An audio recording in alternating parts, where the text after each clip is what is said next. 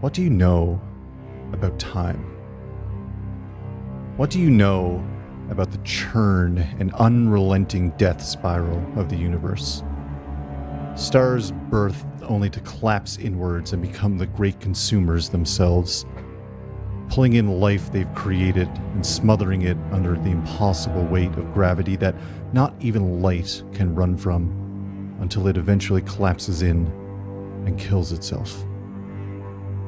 For any that worship this light in the sky as God, you might call that deicide. For anyone else, it's the inevitable end of all things. All that is, all that was, all that will be.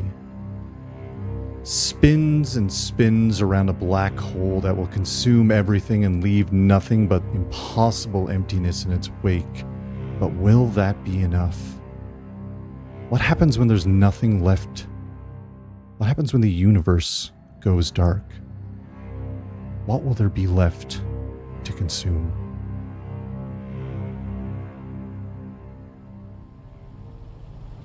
A familiar sight. A car drives along dirt roads, surrounded by thick forests on either side. If trees had their way, they'd form together and eat the roads themselves, bringing new life to the area and keeping the poison from reaching their heart. A bumpy road, a quiet drive. It feels like the sorrowful drive from a funeral. Luckily, nobody died. But the brave Chatsworth Seabring had taken a brutal shotgun blast to the chest and isn't likely to be in any condition to move for quite some time. Lawrence clears his throat from the driver's seat. Yeah, listen, I'm sorry about Chatsworth. I really am, but if we don't move on these bastards right now, who knows what'll happen here on the shore. A friend of mine lives nearby. Smart guy. Been on the case of Phoenix for years now. Kind of got shunned from town. Folks tend to pander to those throwing around money. This guy never faltered. He'll be more than happy to help us out here, I'm sure of it. The car turns off the dirt road and onto what can only be described as a path.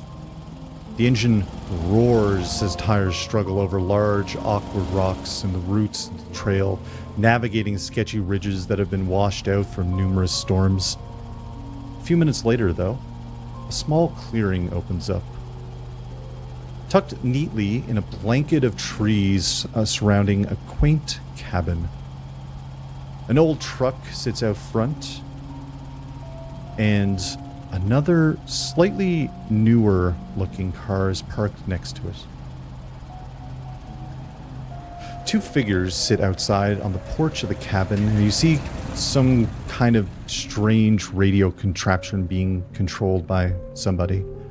Doxy, if you'd like to introduce your character, their name, and what they're currently doing as they have this radio Morse code machine in front of them. I am Irvina Potts, charmed, I'm sure. Highly educated journalist, and I've been long suspicious of the news station that I work for. I am so sorry, but I am not entirely sure what I am doing with the... I'm so sorry. No, that's perfectly fine. Because what you're doing with this machine in front of you is you've been desperately trying to get a signal out to wade off anybody potentially coming to the shore. Your investigations have led you to this place. Yourself and your fellow investigator who is along for the ride as well. They've led you through many contacts out to this cabin where you were just told that there's a man who lives here who knows quite a bit about the Phoenix Corporation, about the cult known as the Unbecomers, who might be able to point you in the right direction. You've had a lot of concerns coming from the big city itself. Concerns stemming from the company Big City Daily, which is the largest news outlet in the big city, of course. You've had your concerns over some suspicious activity within the Big City Daily newsroom between you and your... I'm spilling the tea on Dempsey. Yeah. Is what I'm doing.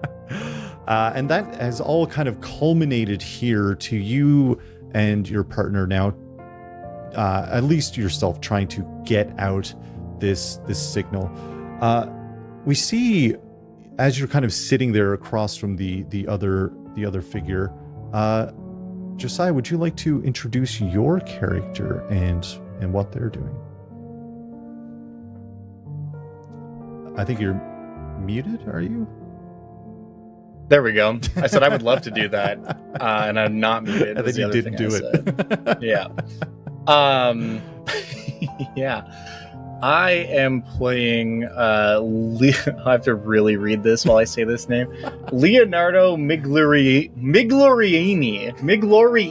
is what it is.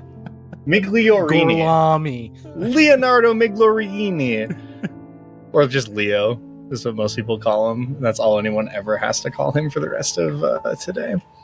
You know, he in terms of what I'm doing, I feel like most of the time he is just kind of keeping a wayward eye at the surroundings, looking towards the horizon, carrying a book with him that is just kind of like stuffed with notes and various scraps of paper, which could be grocery lists, could be who knows.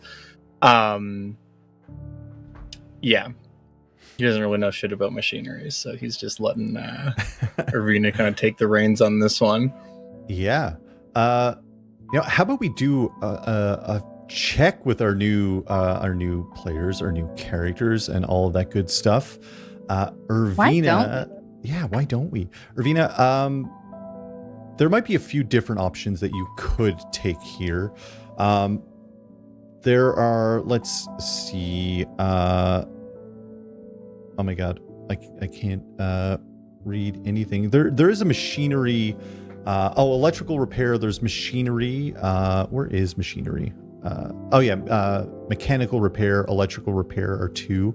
Or you can make a raw intelligence check if you want. So what we're doing here... We're going to do that for sure. We're rolling a D100, and you're just trying to get under the first column there, the first number you have. Okie dokie. And what is your intelligence? 40. Oh, okay.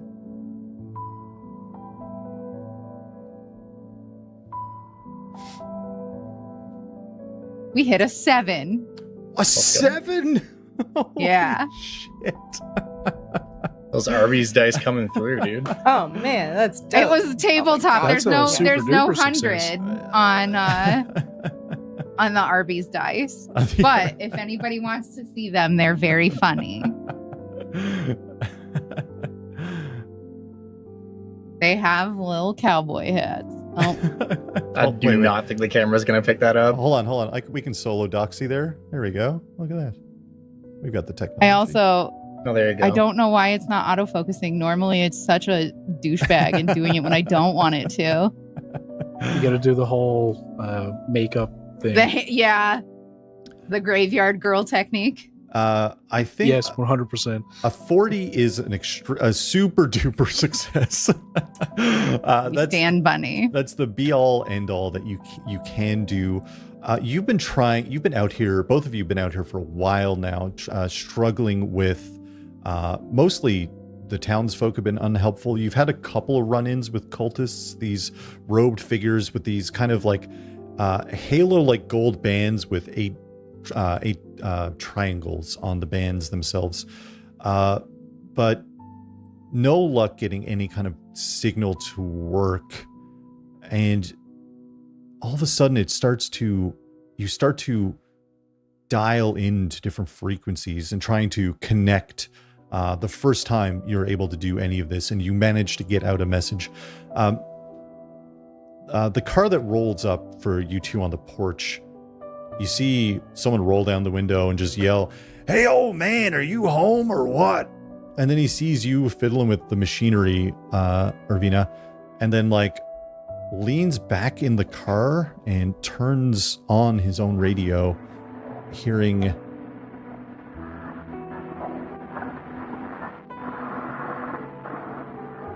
and then he looks out at you. Right. Okay. Yeah, this figure gets out of the car. Long overcoat. There's some other figures that you two can see in the car right now, but the figure in the long overcoat, kind of a very detective vibe, kind of sharply dressed, a little bit of blood splatter. He looks a little bit disheveled at this point. 5 o'clock shadow, kind of a silver gray hair. He heads up to you guys on the porch. Are you the one? Are you sending out that signal that I just heard? What signal did you just hear? I mean, that to me sounds an awful lot like an SOS type, or I haven't brushed up on my Morse code in a couple of years, to be honest with you, but damn if that doesn't sound exactly like what you were broadcasting. Is there an insight kind of check that I can make? It's called psychology, if you want to try to get a read on this person. Sure thing. Is this something I can do also, since I'm standing right here? You know what? The thing is about this system in general is that, you know what? Fuck it. Yeah. Go ahead. Why not? Let's do it. I'm changing the rules. We can play right if you want to play right. That's not my vibe. Doing things correctly. I agree with you. That is not your vibe. Totally not my vibe. What is this, psychology? Psychology roll. So a D100, and you're trying to get under the first column on your character sheet. Okay, swung wildly in the other direction, and you're not going to believe this, but I got a 77. A lot of sevens. I mean, look at Foundry. If you don't believe me, I swear to God. I fully believe you. I rolled a 26, which is still above. My psychology is a 10. That's something I've neglected to mention. My character is fucking heinous to look at, by the way. He is an ugly motherfucker. Maybe he was handsome one time, but that was a long time ago. I don't remember which stat it is. Appearance. My appearance's score is 20. That's fucking rough.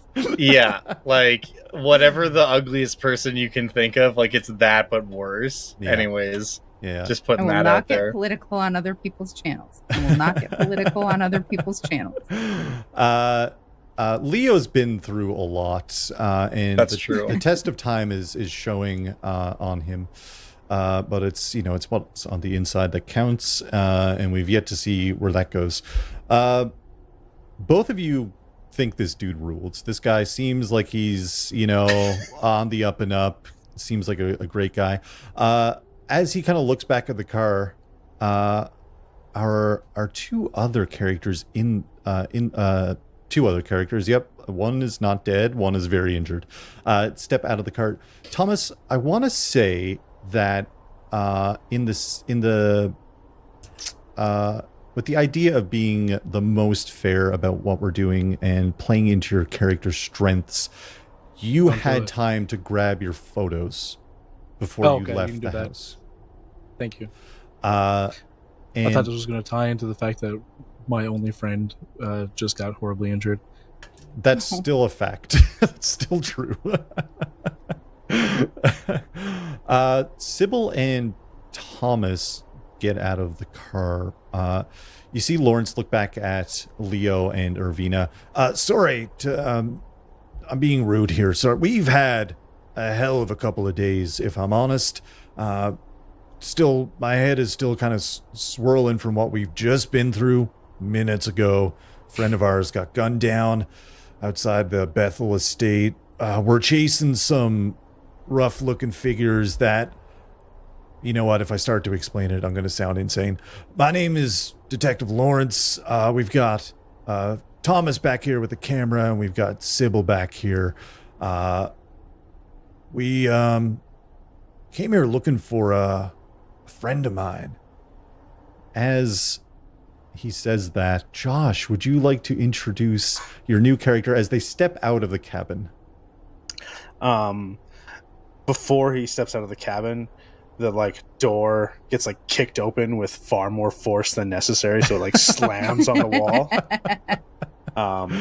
And then you see an elderly gentleman in his late 50s, early 60s, slicked back gray hair, some white at the wings, come almost hobbling out with his cane.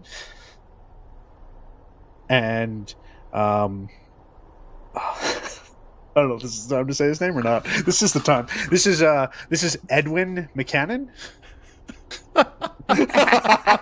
I knew it was coming. As soon as Justin brought us to a cabin in the woods, a quaint little okay. Yeah. So some previous relation to Ed McCannon, but don't know the specific details. Yeah. So Ed 2, not Chad 2, but Ed 2. So yeah, he comes hobbling out, and first thing he says as he looks at Lawrence is, "Lawrence, is that you?" Hey, Edwin, how's it going, man? Good. You finally stopped collecting wooden nickels there and gonna believe what I'm saying for the first time? You know, here's the thing. We just went through a lot of shit. A whole bunch of shit. My buddy here, Thomas, Thomas and the Sibyl, this is Edwin. This is the man I was talking about. Well, don't be shy. Thomas lowers the gun that he instantly held up when the door was kicked open. Just kind of jittery after the whole experience that just went down mere minutes ago. It's reasonable. Yeah. Can Irvina pull out a flask of brandy or something and offer it around? Yeah. Lawrence is thank you. Everyone, calm your nerves. Yeah, thank you. This is appreciated. All right, here. Lawrence takes a swig and hands it off. I think Sibyl is truly holding on by a thread and is staring at all the trees, whispering over and over what Chatsworth said at the end, which was, "The trees protect the shore from the mine. The trees protect the shore from the mine. And she's just smiling and looking at the trees. I'm afraid all I have is brandy fresh out of ether. Lawrence, who are these weirdos you brought to my house? What do you mean, weirdos? She's talking to the air. And you don't? Touche. It's been a while. Listen, I hear you. We, sorry, I don't know your two friends here. These are some big city folk. Come out to the shore to help figure some stuff out. Right. Irvina Potts. Pleased to That's make her your name. acquaintance. You can just call me Leo. Thomas. What's that short for? Oh, it's short for, Why is this text so small? It's short for, shut up, Tom. Leonardo Migliorini. Thomas. Leo it is. Yes. Need you to make a sanity check. God damn it. Oh, fuck. I don't have any dice. Can he have a bonus to it from the brandy I just gave him? No. Okay. Are you sure? I'm sure. I'm going to try to bullshit like that all session long, so you know. Listen, I'm here for it. I'm here for bullshit. You know, I've never had brandy. What? It's delicious. I can't remember. It's not my cup of tea. I love a sip of brandy. 35 of 79. Ooh. So that's a success. You Yes. don't lose any sanity points, but you are looking at a dead man. This man What? in front of you, who introduced himself as Leo, is dead. This man you know from the war as John Farrow.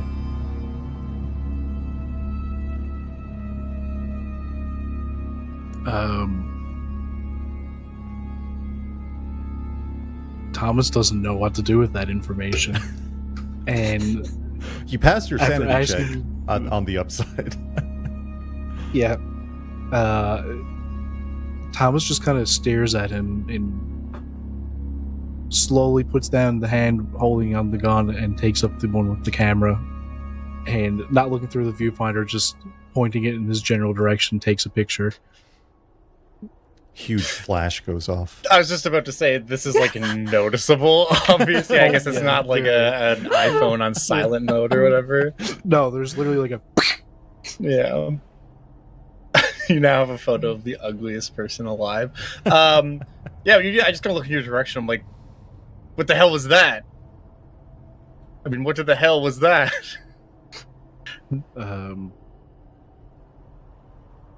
John? I don't know how my character would react to that. Do I recognize him? Well, I'll leave that up to you. You were a part of a platoon that, in the war, you were kind of asked to go secure some books of all things. A huge war was raging on, but apparently the most important thing for you and your squad was to go and try and get some books. And during this encounter, most of the people died. Only a few people made it out alive. One of them was a photographer. One of them was some young guy. One of them was a kind of a strange sort who also kind of vanished after the war. Yeah, so I feel like it's fair to say, like, the connection with the camera and everything out, at least part of my brain is like, oh, I know who this person is. Leo / John just like gets very quickly like kind of right up and just like, why did you call me that? Like, look, don't be saying that name out loud. Sorry, you look like you look like somebody I knew. Leo here is sensitive. Yeah, Thomas grabs the brandy, refills his glass, and just kind of walks back towards the car a bit away, and is just facing away from everybody. Just camera hanging around his neck, hand with the brandy shaking, white knuckle grip on the gun now. Just like, what the fuck is going on? Thomas, can you give me a dexterity check? Why? Who knows why? Fuck. 83 out of 65. Oof. Do you want to use luck? How many is that? That's a lot. It's a lot. I'm joking. I have them. I mean, it's up to you No. if you want to succeed or not, but it's not a Nope. big deal. Roll the punches. You've got a white knuckle grip on your drink and the camera, but you drop your kind of side pouch, flies open, and an array of photographs that you've been taking just kind of scatter across the ground. The wind picks up one of the pictures and slides onto the patio of the cabin itself. Irvina, you look down and just see what looks like another, to you at this moment, could be another photojournalist. That's an up-and-coming profession. As you see just an array of photos kind of scattered across the ground now. Thomas doesn't notice. He's kind of staring off into space. I will collect whatever pictures I see around. I'm just kind of trying to keep my wits about me. This situation feels really tense. I will look to see. Is this like an instant develop? It can't be an instant develop camera, can it? No.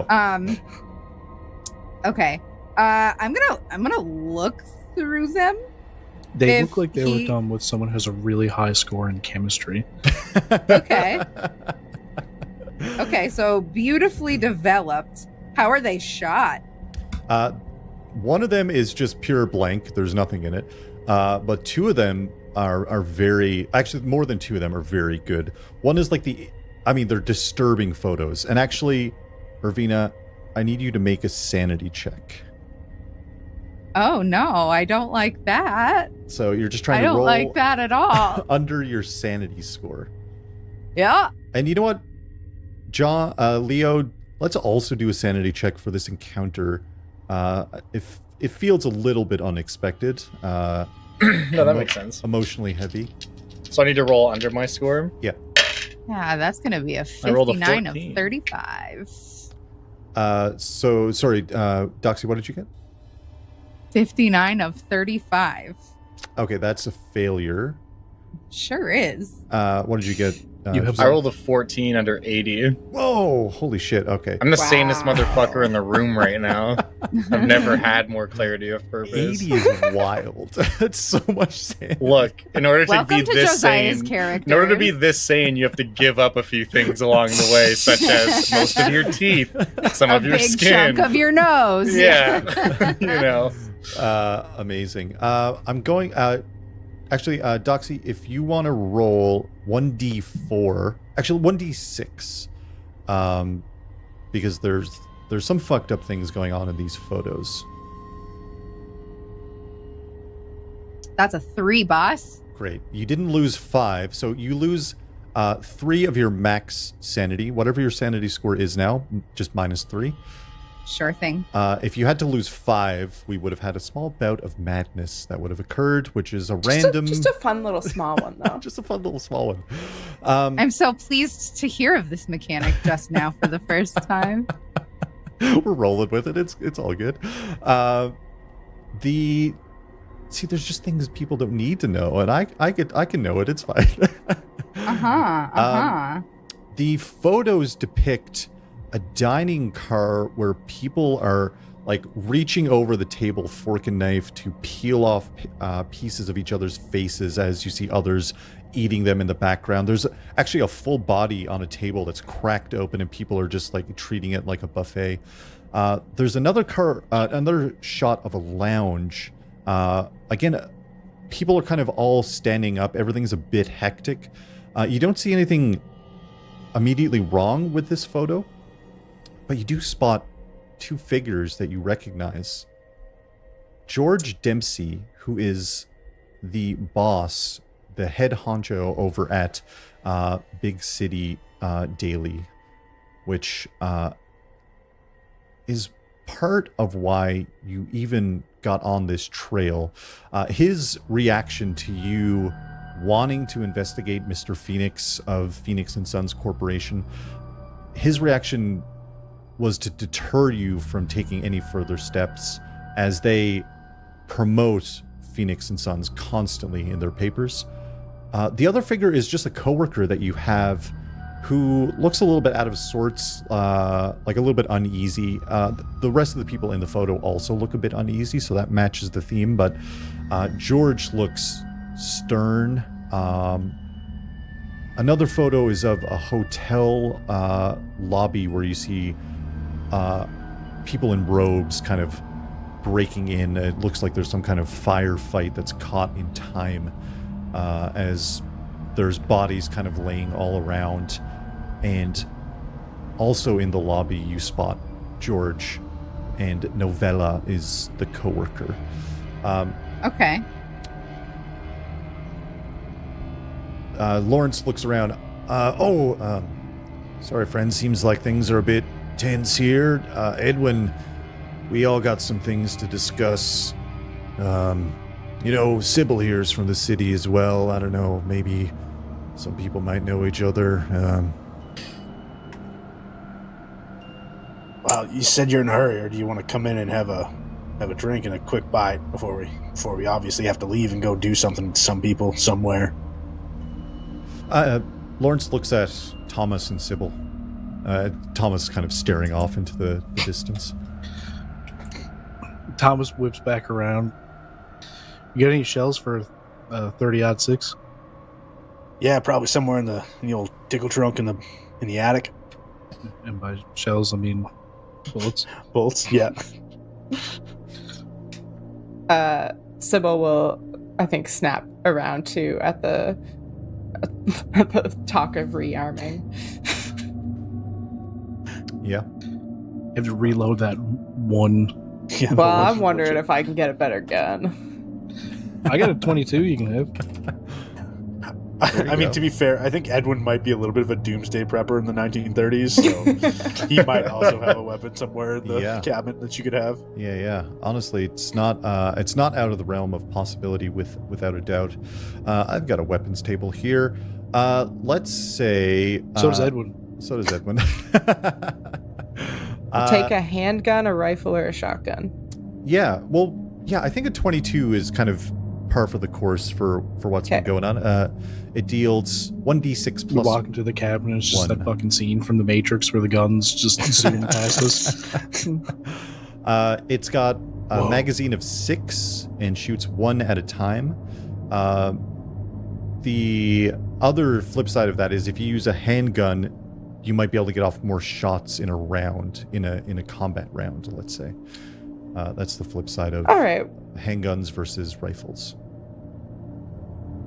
Do they have capacity for like more than one bullet?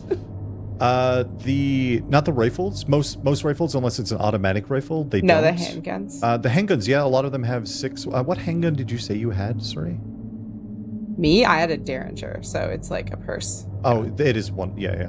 Well, if you'd rather a handgun, I'm sure Edwin probably has a handgun. We can say there's just like a revolver in there. Why not? Sick. That's what I want. 6 in the chamber.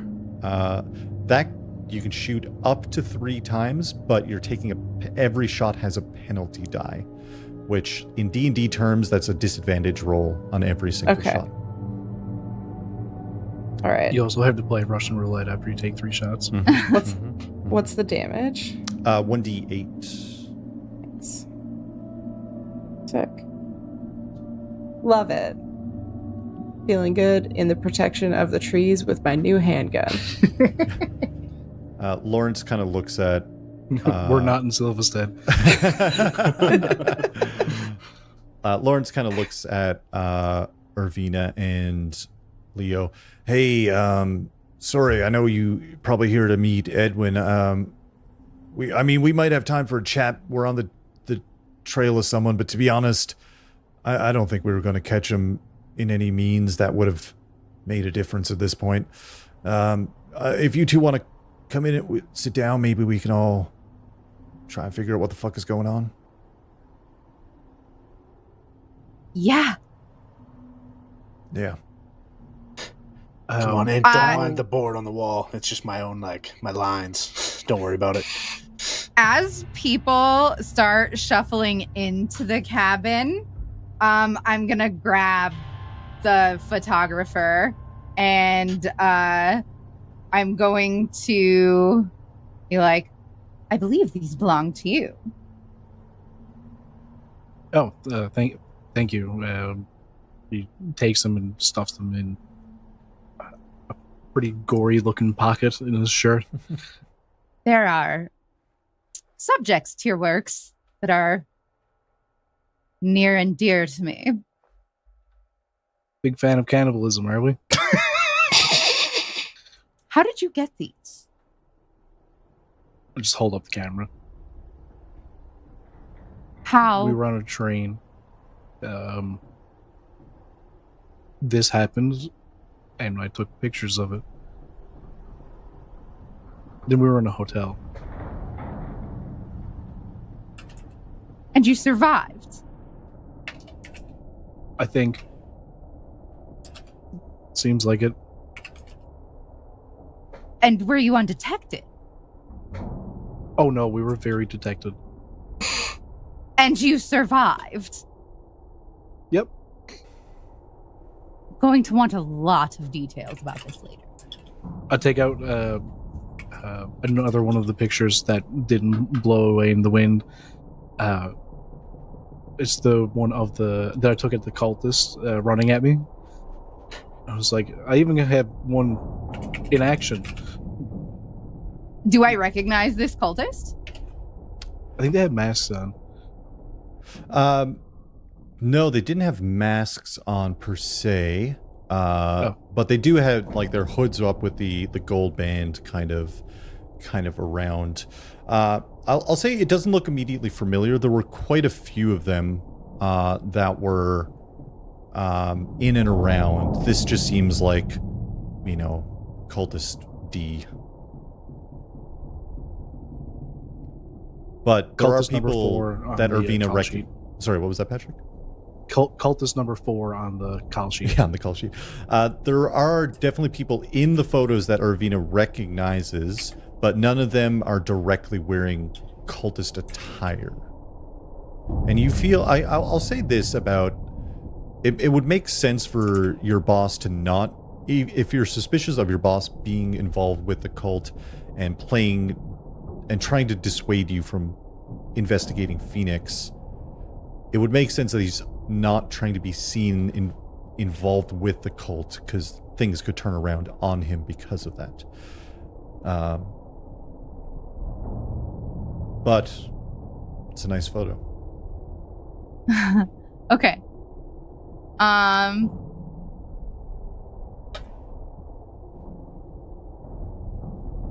will want many details about this later. Sure. I'm gonna go find some bullets in case I have to take some more pictures. I suggest you do. Thomas is just gonna go start opening up drawers, just looking for boxes. Third drawer bullets. from the right. Third drawer from the right. Alphabetical or numbered. It's Can't like speak. a cutlery holder, but just with bullets in it. Different sizes in each one, yeah. Sorry, I only got one plate to share the food off of, so... Hey, man, I don't think I got a stomach to eat right now. Alright.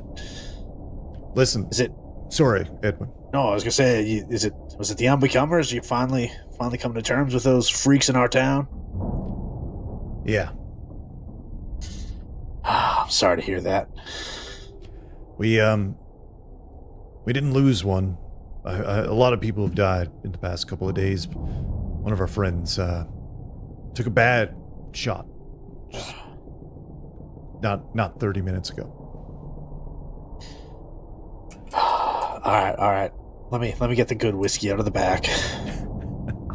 He gets it's like a 70-year-old bottle of scotch that's not been aged properly, but he pours a tumbler for everyone to salute Chad. Irvina looks incredulously between the bottle of whiskey and her flask and just turns her flask upside down and pours her glass into her flask. Edwin just slides the bottle over so you can finish filling the flask. I could kiss you. Any day, darling. I'm blushing, but she wouldn't.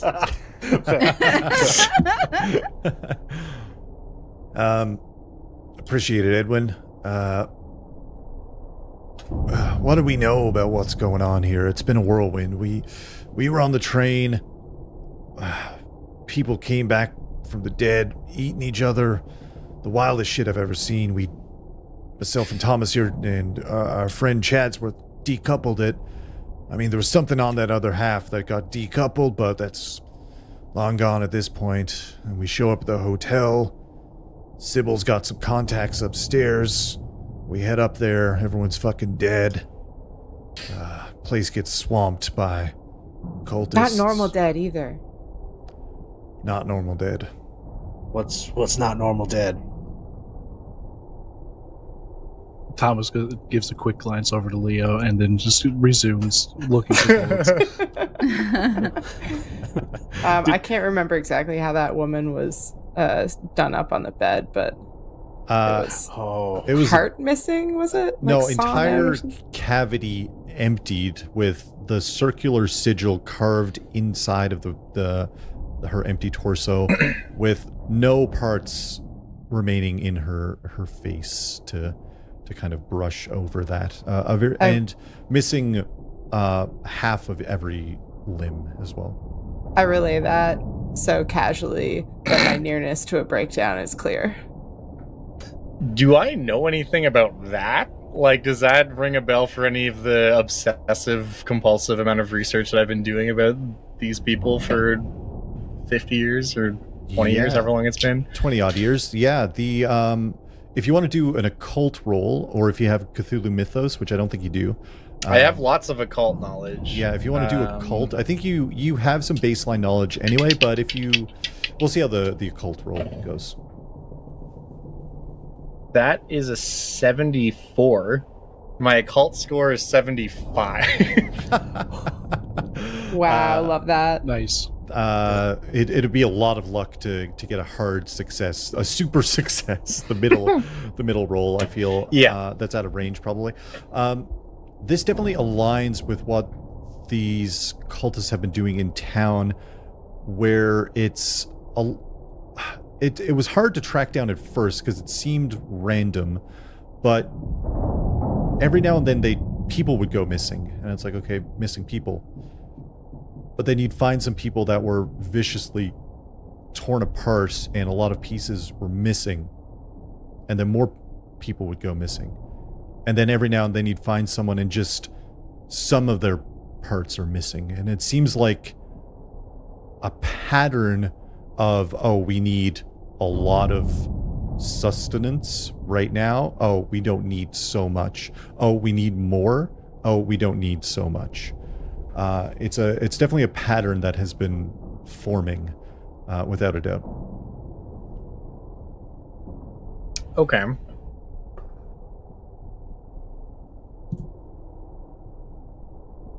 That's a bummer.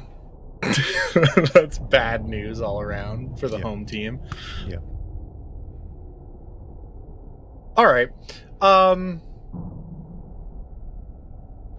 guess for the purposes of like meta, I will convey this information to everyone else, but I'm kind of doing this just like thumbing through my notes, like muttering to myself, kind of.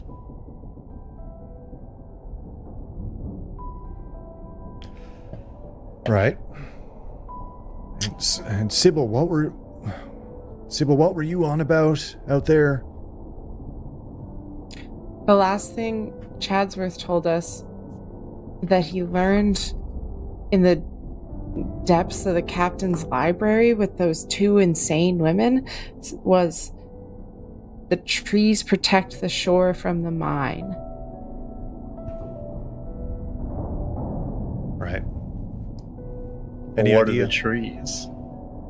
Yeah. Trees aren't always trees. Yeah, does that sound familiar to any of us? You could there's a couple of checks. You could probably do occult as well. If you have, let me look at the skills. Library. What if I have forestry? Can I roll I a have tree library. check? Library would be good. That'd be a good check. I literally just had to check if forestry was a skill or not, because I would have fucking believed it. I don't think one person has Cthulhu Mythos right now. God damn it, I just rolled a 91. I have a 10% in trees. But also, my highest scores is 75, and then, Irvina is not a very successful character. What's Irvina's total for library? Oh, 40 something, is it? 40. 40, okay. That's a lot of luck. Sorry, Edwin. Can Edwin roll occult as well? Yeah, occult, or library, or Cthulhu Mythos feels appropriate here. Oh, no, that's a 97. Oof. All right. Edwin's out of it. You know what, Edwin? Oh, fuck it. Can I think about it? Can I just use my intelligence? Or is there anything? If you want to use Cthulhu Mythos, Ugh. 5. I mean, I can do library. Yeah. I've got 20. No, 91. Here's what I'll say, Edwin. To be honest, I don't think your rolling wouldn't have changed how this would play out. It would just be the knowledge that anyone else would have. But Edwin, I don't know where Edwin might keep this, but you were visited one night by someone who said they were passing through. A woman in a dark cloak with a heavy hood, long skirts, layered for travel, who knocked on your door one rainy night and just asked for some food and some drink, some water. And as a thanks, they left you a locket. And for the longest time, you didn't really get it, but there was this small object inside, which was a seed, which never really made much sense to you. Edwin would actually be wearing the locket, which I forgot to describe when he kicked open the door, because he definitely had it on. So he would... Did you say the trees protect the shore from the mine? Well, I don't know. I'm gonna call her some witch lady gave me this locket that has a seed in it. I don't know. Feels like it might fit here somewhere. And he pulls the locket off and sets it on the table. We could do with a good witch to make up for the bad ones. Sibyl, I need you to do a power roll for me. Okay.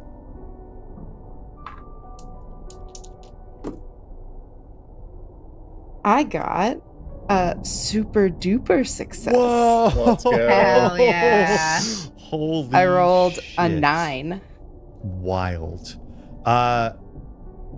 You feel Whoa, that was good timing. You feel I thought you did that. No, that was just how it played out. We love Kismet. The window that was in your mind when you were looking at that figure on the bed of the hotel, as they were speaking to you in tongues about what do you know of time and what do you know of the churn of the universe and Kronos burying his children alive, and all of that is shuddered out as you feel someone closing that window inside of your brain. And then a voice kind of whispers, "My dear, what have they done to you? What have they done to your mind?"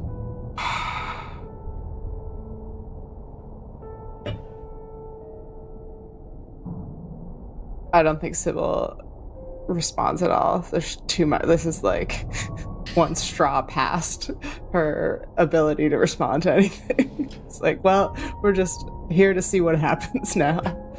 Instead of the cold, empty void that was behind that window, it now feels like a nice turn of the season spring where the fresh air is pouring back in. And you can roll a d6 and recover some sanity. Oh my. Something How delightful. about this locket was triggered by the fact that something deep within your being was broken. If Sibyl gets more than a 5, do they get a philia instead of a phobia? I got a 6. Whoa! Holy shit. Hell So does yeah. She unlocks a new fetish. What's the opposite of a phobia?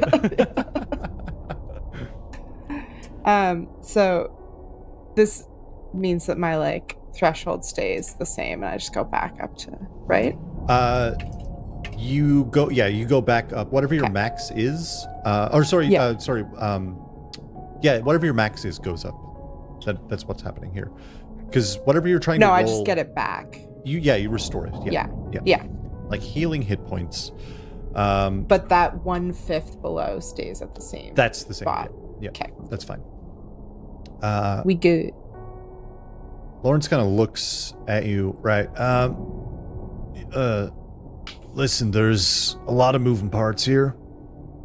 One of which, Edwin, is, as Sibyl was saying, some witchy folk, not of the good variety, apparently, made off with some... I wouldn't have believed it if I didn't see it myself, but made off with some powerful books of all things. I don't know what they're doing with them, but they wanted them bad. And also a giant worm attacked us, and that was fucked up. It was so fucked up. It was so fucked up. It was so fucked up. Giant worm. It almost ate me. Came out of the ground. I went flying. You know what? If Tommy here says there was a giant worm, I might believe the three of you. There was a giant worm. On board. Locked in. I didn't get a picture of it, but it was there. You know what, I'll respect your journalistic integrity. Yeah, Lawrence, it's all stemming from Phoenix. It's the mines. It's whatever they're doing there. It's all coming from them. I mean, they've been putting the work in, trying to build up this place, making a big deal about the mines, getting the industry going again. And then all this shit kicks off. I think it's all a front so they can just deflect, and the townsfolk just see the improvements they're making and not noticing all the bad shit that's coming with it. Right.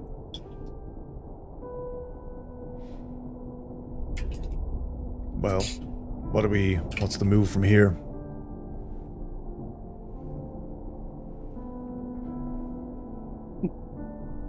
What's the relation of... Sorry, just... Can we get a refresher on, like, where we're at versus where, like, the mine's at versus... Yeah, between the Bethel Estate was kind of overlooking the mines.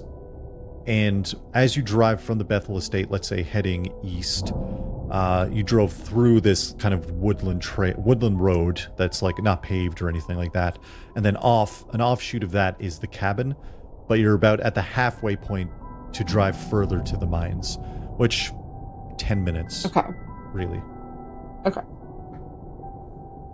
Thank you. And about 60 minutes from the city, maybe a little bit less.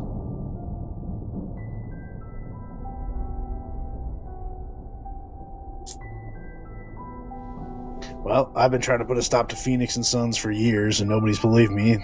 I finally got 5 people in a room that might be on my side, so... I didn't ask for a revolver for nothing.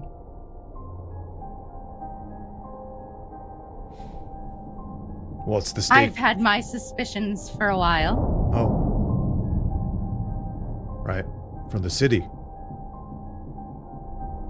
And, very powerful people have kept me from prodding any further. Seems to be the MO.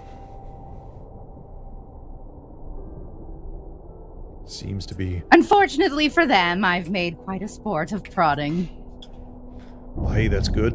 I think we need that right now. Well, I'm quite ready to prod. And, Leo, was it, I mean, I don't know what we're getting into. I don't want to volunteer anybody. The things we've saw the past couple of days have been real bad. Real bad. What's your involvement? I don't want to overstate my case here, but the things that you've seen the past couple of days haven't been fucking shit compared to what's going to happen if these motherfuckers are allowed to get away with what they're trying to do here. Right. I would So be anyway, crazy Leo's not my to get muscle. involved. Leo, if you want to do an occult check as well with the collection that you've been gathering in your book that you Sure. keep, kind of the conspiracy book with red string all throughout. That is a 15? Holy shit. My score over or under 75. What's the third column for the extreme success? I lost it here. There were 15. Oh, you fucking nailed it. It's 75, 37, 15. It's like the smallest number, right? Yeah. Okay. On the fucking nose. That's a super yeah. duper success. Okay, so that's our crit. That's our critical hit right there. Jesus Christ. I was I like, promise I'll get excited about these things once I know how this system works. I'm like, oh, nat 20, is that good? Like that is that's a fucking nat 20. What's high score mean? Did I break it? Yeah, exactly. Okay, cool. I was gonna be like, oh, here's a little bit of information, but like, you've been tracking this case for so fucking long, trying to pinpoint and connect why all these countries were going to war, and why one of the main focuses of a lot of the squads was to secure these libraries and kind of out of the way homes that had these books of all things. And you start drawing a map of the world, and you pinpoint the 5 actual locations. One of the locations is here in Null Shore, where the mines are. The studies have led you with a critical success is wild.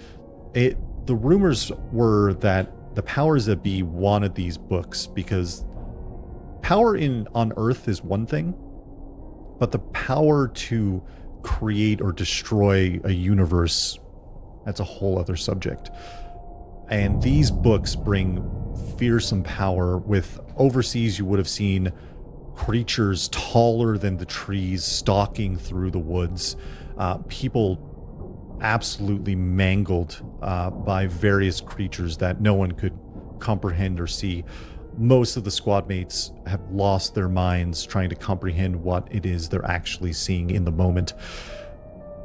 You started putting all these pieces together, and you find a money trail tracking back across the sea from the war, where one of these books had landed on the East Coast.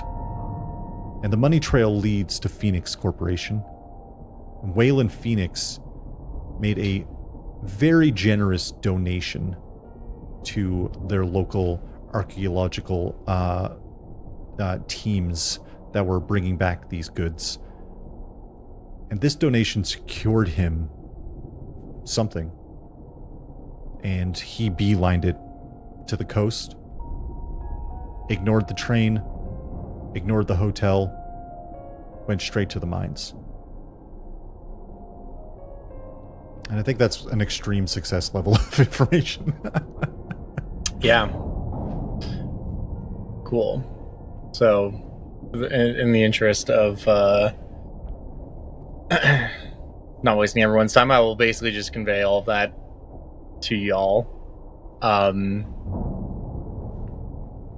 Just kind of ending off with like, yeah, so the stakes are pretty fucking high. Edwin is just so ecstatic that somebody's like corroborating. And he's like, "Yeah, see, I told you all. I knew it. I knew it." He's got the ball of yarn. He's like wrapped it around the cabinets because he's actually get to like just about to Europe. say, Like, so it started over here. Finally got in here. I told you, Lawrence. I told you. We can compare yarn diagrams later. Worsted weight yarn is best for conspiracy theory boards, in my opinion. But yeah, Edwin, just looking over here. Who is this Peppy Sylvia? I keep seeing this name popping up over here. That's a different thing. That's a side project. Yeah. Oh, sorry. Yeah. Let me put that one away. Pulls it down and puts it in the cupboard underneath the sink. Like, It's a work thing. Yeah, I work at a post office sometimes. Right. Yeah. All right, Edwin. I'm sorry. My apologies. Thank you. And listen, I want to make this clear. I don't know if anyone's coming in after us. I couldn't get a hold of anyone.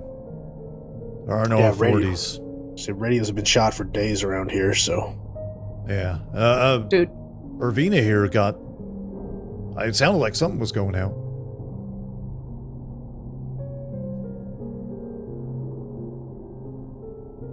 So sorry. I have no idea. Something was going out? Yeah, I mean, you On the just were radio. messing with the radio signal, and it just... the maybe that was a very Newfoundlander way for me to put it, but you succeeded in getting a radio signal out. Oh, into yeah. Okay, I'm so sorry. This radio just like stops my brain, I guess. That's okay. Hilarious that I'm the one that's good at it. No, That's wild. yes, bud, I'm radio, so right sorry. on. no, totally fine. That's kind. I really think that's just a fucking very Newfoundlander way of saying things that I just did. That's it. Got you here, didn't it? Yeah, we've been hearing this signal, days ago. There Right? was a very weird radio signal on the train just before everybody stopped or started eating each other. And driving... That wasn't me. No! Not me. No, I think we know what caused that. But then we heard it again driving up to the Bethel estate, just on the radio. And then a bit more clear coming up here now, just when we pulled in. Lined up with what you were doing. Closer and closer to the mine. Yeah, sounds like it's coming from the mine. Or the mine is... Feels a bit like we ought to head to the mine then. Do we know anything about what we're heading into? Has anyone been in there recently? Does anyone know anything? Nope, no idea. Thomas slaps a magazine into the 30-06. well, there's been a above table, an ongoing theme of Sinéad asking about people making a natural world roll. So if someone wants to do a natural world roll. I mean, I'll do it if no one else will, but I only have 10. Same. All right, Hold on. I have We'll no keep her idea if the what I trees do have. it. Yeah, I Or only perhaps the have a tree 10 grove keys. also. Okay. All right. I'll think about it as I ask these questions aloud. There you go. Oh, I rolled pretty low, but not under a 10. How much Close luck do you enough to have? luck. I'm not going to do it. No, I'm not going to do that. I thought about it, but I'm not. Well, we don't know You what we can get do into, I guess. We don't know if help is coming. But we do know some bad folks are in that area. And that's it, I guess. Justin, I'm so sorry. Could I argue for another library role here? You know what? Just since I've been like investigating this. Definitely. I think that makes sense because you you. could probably find some kind of plans, like mining operation plans in the library. Or like articles or Yeah, definitely. No, that definitely makes sense. Oh, finally. Okay, I got a 14 of 40, Holy shit. which is under half, but it's above fifth. If you want to use luck points to get you down to an extreme success, a super duper success. Let me do some math here. It would be 6. Library. No. I'll deal with the regular success. Well, you got a 14, was it? So you got a hard success, which is good. That's like a Yeah, little I'll bit take more, that. a little bit more information. But you did come across some articles about schematics and some plans that they had for the mines and things that they were looking to do. A lot of like excavation was happening, and widening out the tunnels was a big priority.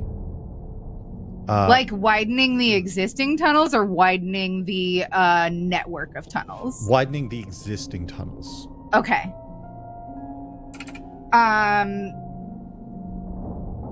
They were trying to make the tunnels larger. Phoenix was. But that's all I've got, really. Maybe they're moving something down or out of it.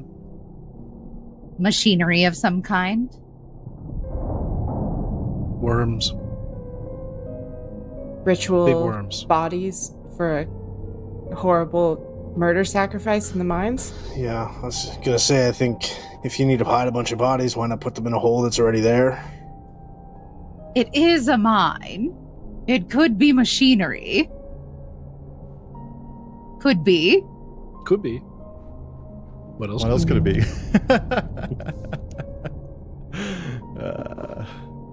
You all really have had quite a time, haven't you? Yeah. It's been fun. Yeah.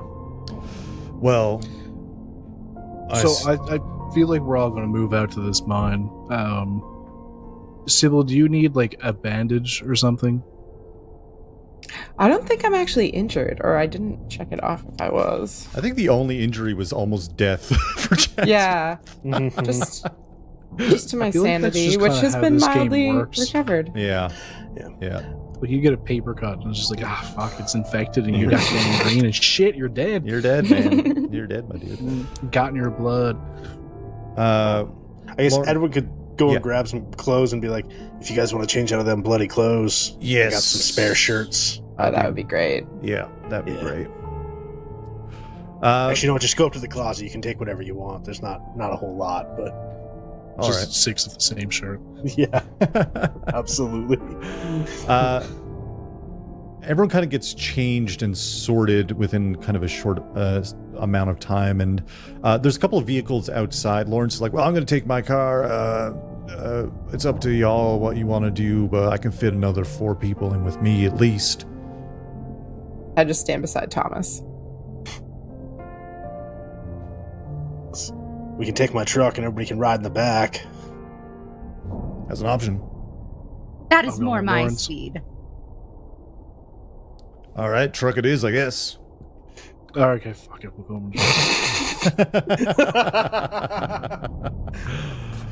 and You all pile into the truck, driving towards the mines of Null Shore. The forest is thick. The trees seemingly bending over the road themselves, trying to keep things kind of away. As you're driving, the mines themselves, or sorry, the mining town outside of the mines is quiet. Feels abandoned. The mining town doesn't even have a name to it, you realize. It's just people refer to it as the mining town, referenced in books as the mining town. Its existence is what it is used for and not what it is itself. All the houses seem abandoned. You're driving by places where people might sleep, workers might sleep. You see some large excavators, large vehicles made for lugging heavy rock as they're quarrying out stone. Naha! Machinery. Perhaps machinery for ritual murders. Right. or perhaps machinery to widen the tunnels for whatever it is they need to get down into the tunnels. The excavator system. No shit.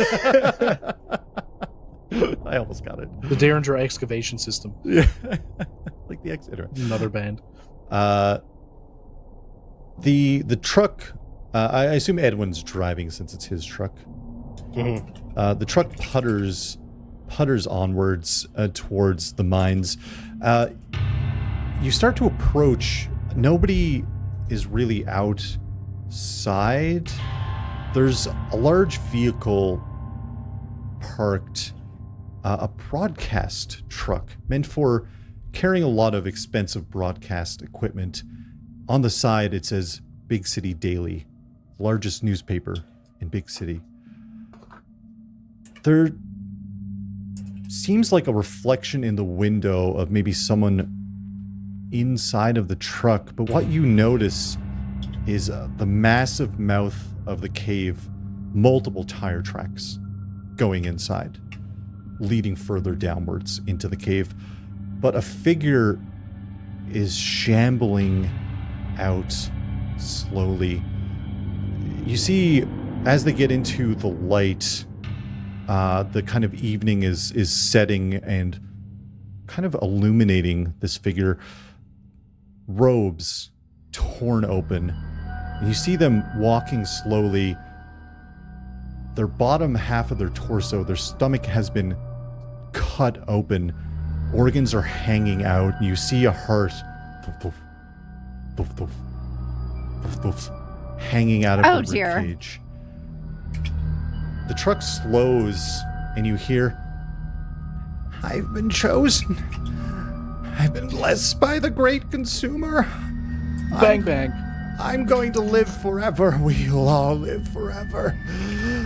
I've been chosen." And I think we're going to take a little break as Thomas gets ready to fire a shot.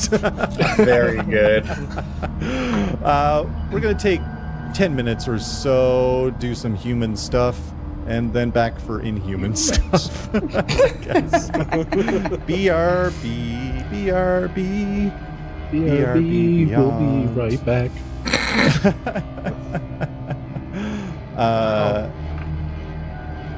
Why does that button just never do what I want it to do? This is a problem. Here we go. We're out. Speaking of...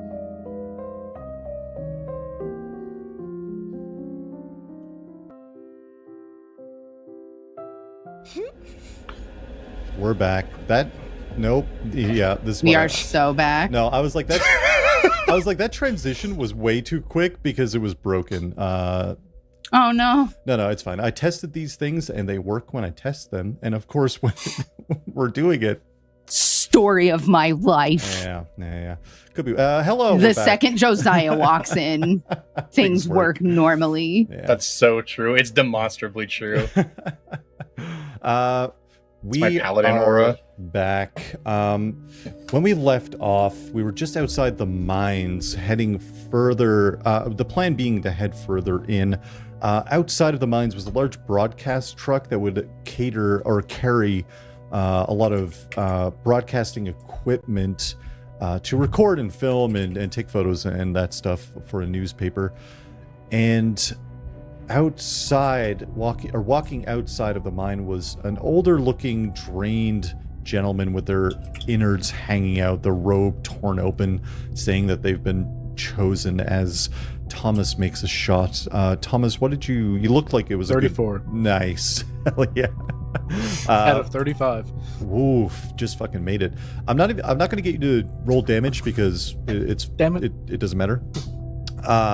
The dude's innards are hanging out. He has almost no hit points left.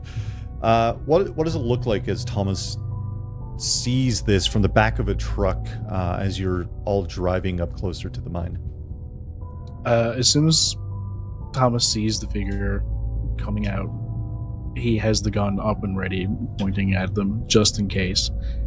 And the moment they start monologuing, he's just like itching to pull the trigger. And yep, just hits him for 12 damage. 12 damage? Is that true? Holy shit. Yeah. The dude's head That would have killed me. Yeah, fully separates from his body. That would have killed, I think, literally everyone in this party. Yeah. It Incorrect. No. Oh, you're right. You would have had 2 hit points left. But that would have been a major wound. Yeah. It wouldn't have been a good time, but Edwin, it's up to you what you're driving the truck. Whatever Edwin is doing. Oh, the minute Thomas shoots, Edwin speeds up. Yeah, the head flies off and you crash into the body of this figure underneath the wheels of the truck, and you skid a little bit. The mines are in front of you. The broadcast truck is to the right. There looks like the shadow of a figure inside of the broadcast truck, but tire tracks leading further into the mine.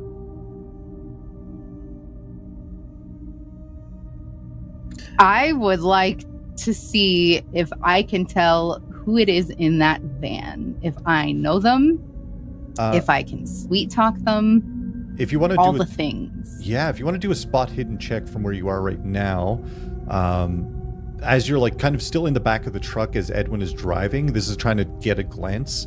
But you can probably yell to get Edwin to stop also. Yeah, I will do that. I'm in the back. Yep. So I will just like kind of pound on the cab twice. The prearranged signal, I will slow down. Oh shit. Hold on, I'm so sorry. No, that's okay.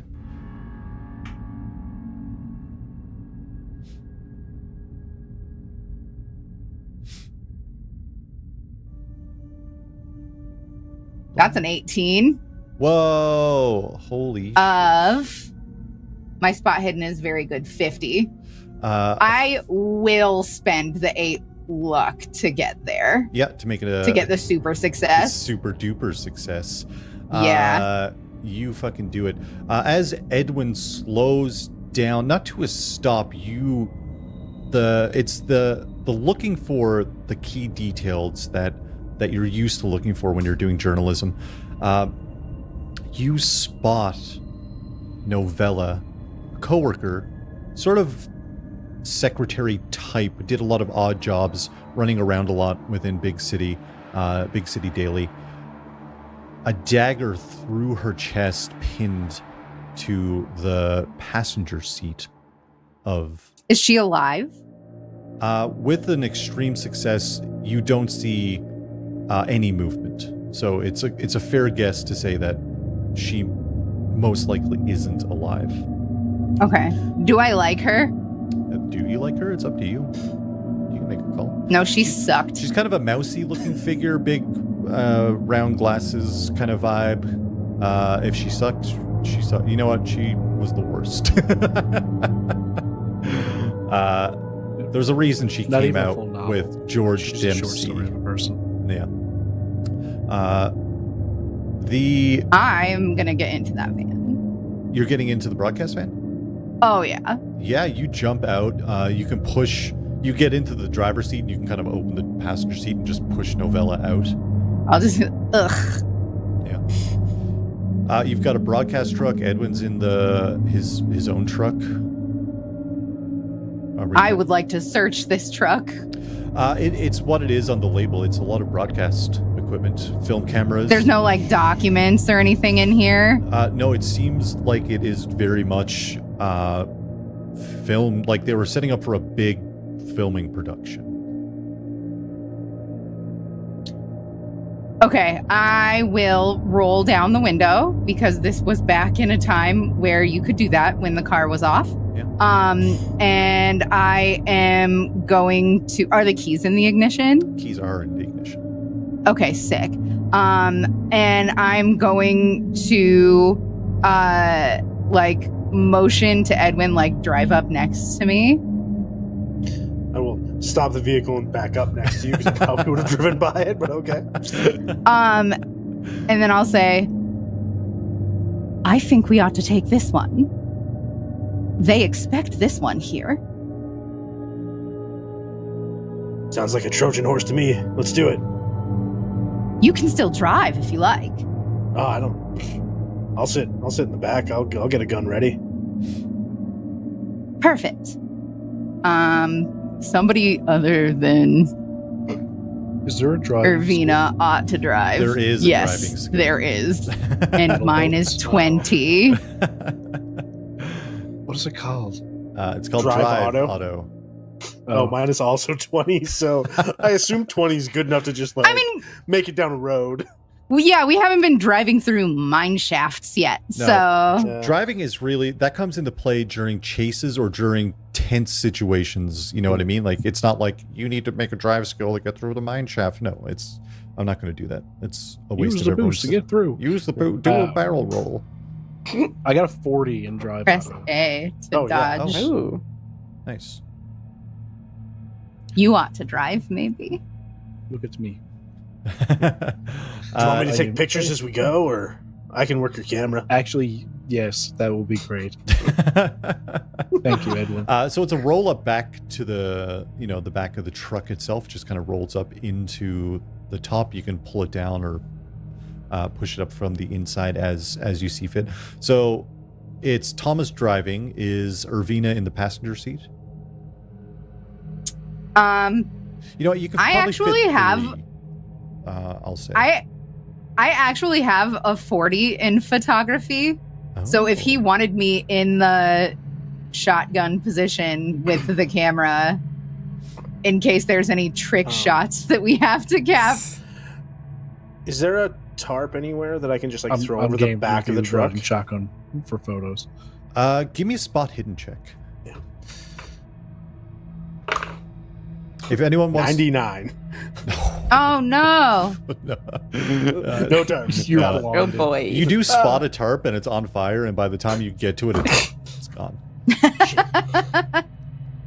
Is anyone looking around before?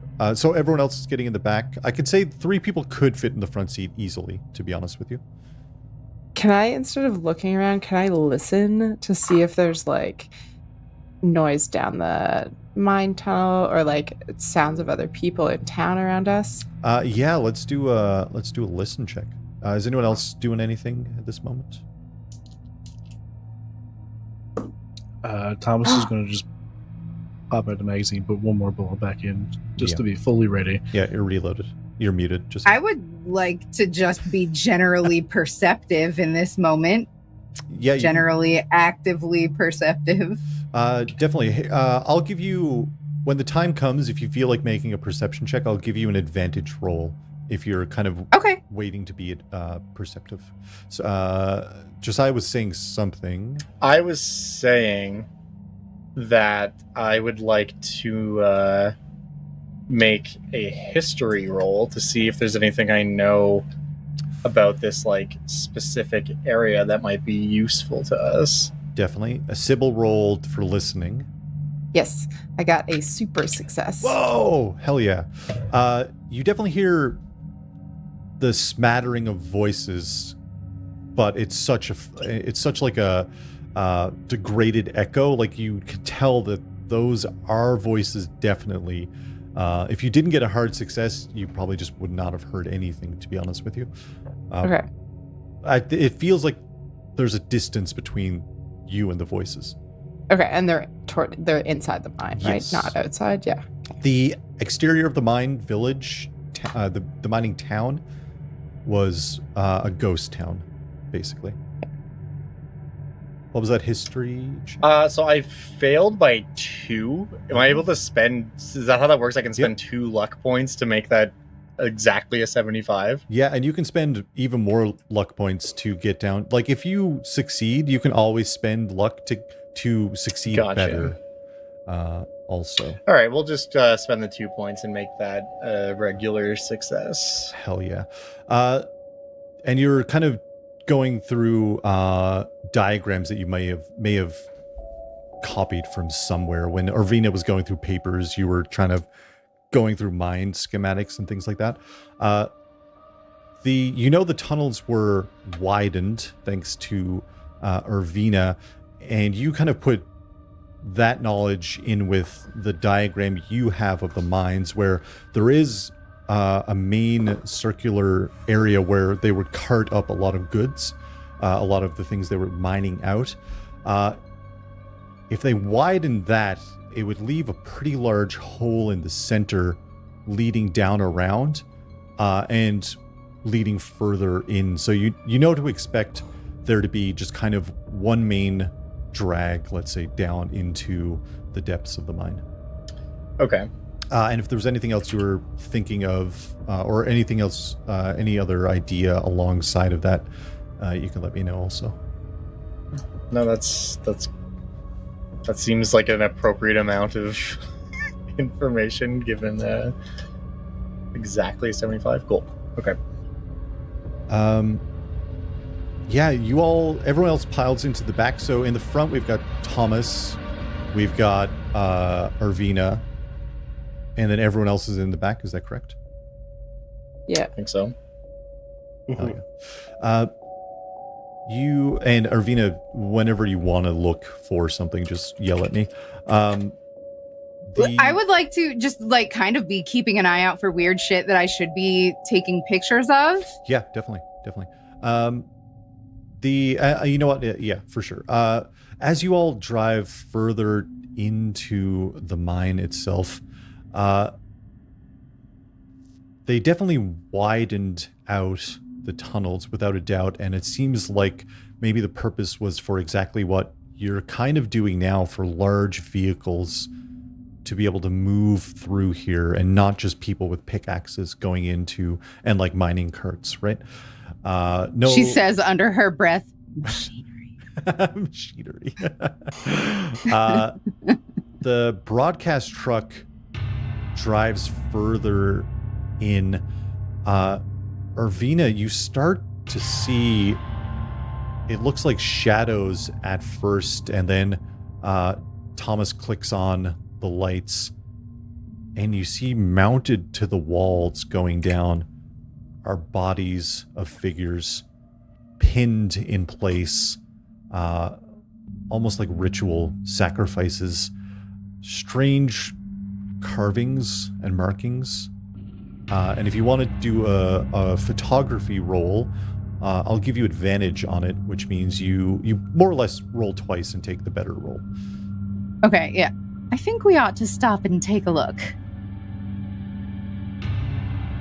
And I'll snap a photo, but I imagine you have an even better photography than me. So you can take your camera and take photos as well. Sure. I got a 13. Nice. That's a super duper photo right there. I am doing my best here. Oh, geez, Louise. I'm so sorry. Jeez, I'm so Lewis. sorry, everyone. Lewis. No, you're totally fine. Oh, son of a bitch. Okay, hold on. We've got a 93. Let's go. And a 94. Let's go. Oh my god. So, Someone's got a... Ravina takes 2 pictures, and Tom's like, no, you gotta take the lens cap off. right. These aren't digital yet, you see. Irvina and Thomas make a sanity check as you drive through this mine shaft mounted with bodies. Is the back of the truck closed as I say that? I mean, if we were doing Trojan horse style, I assume it would be. Yeah, that's what I was thinking. Have it covered as much as we can. I got a It's a 64 of 35 for old Irvina Potts. Oh no. What was that, Thomas? 50 out of 70. 50 out of 79. All right. If you want to roll, we'll say this is also a D6 roll, just because of the multitude, the number of bodies that are pinned up here. It's a good bet. Me too. What's that? No, you succeeded. Oh, Didn't okay. you? Did you Yes, succeed? okay. Yeah. Okay. Sorry. We hit a 2 on the D6. Hell yeah, it's not a 5. And your total was 50. Is that correct? Of sanity? Yeah. 35. I'm at 32 current, 35 total. Oof. How? So you're at 32 currently, is what you said? Yes. Okay, great. If you lose 5 more sanity, you're going to have a break. No matter if that's An event? in small increments or one large increment, it's going to be bad. Somebody get the lobotomy spike. We have a woman with an attitude. The bodies lining the walls here is what you can figure is a lot of the townsfolk that were missing. All emptied out. It seems like a lot of them, based on what Leo gathered earlier with the things that he's been putting together, that they were harvesting either full people or parts of people, and as they needed, they would take parts from the people and mount them here along the walls, heading down further into the mines.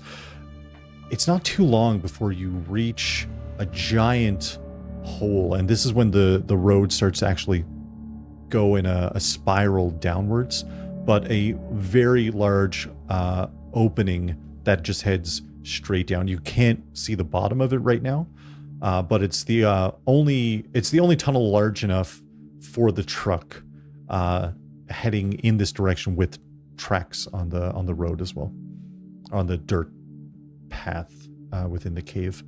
Are we heading further in? Full speed ahead. Not full speed. Yeah, maybe slow down just a little bit. Thomas I jumped. do feel like we would feel safer in the like structure of the car, this shelter of an automobile.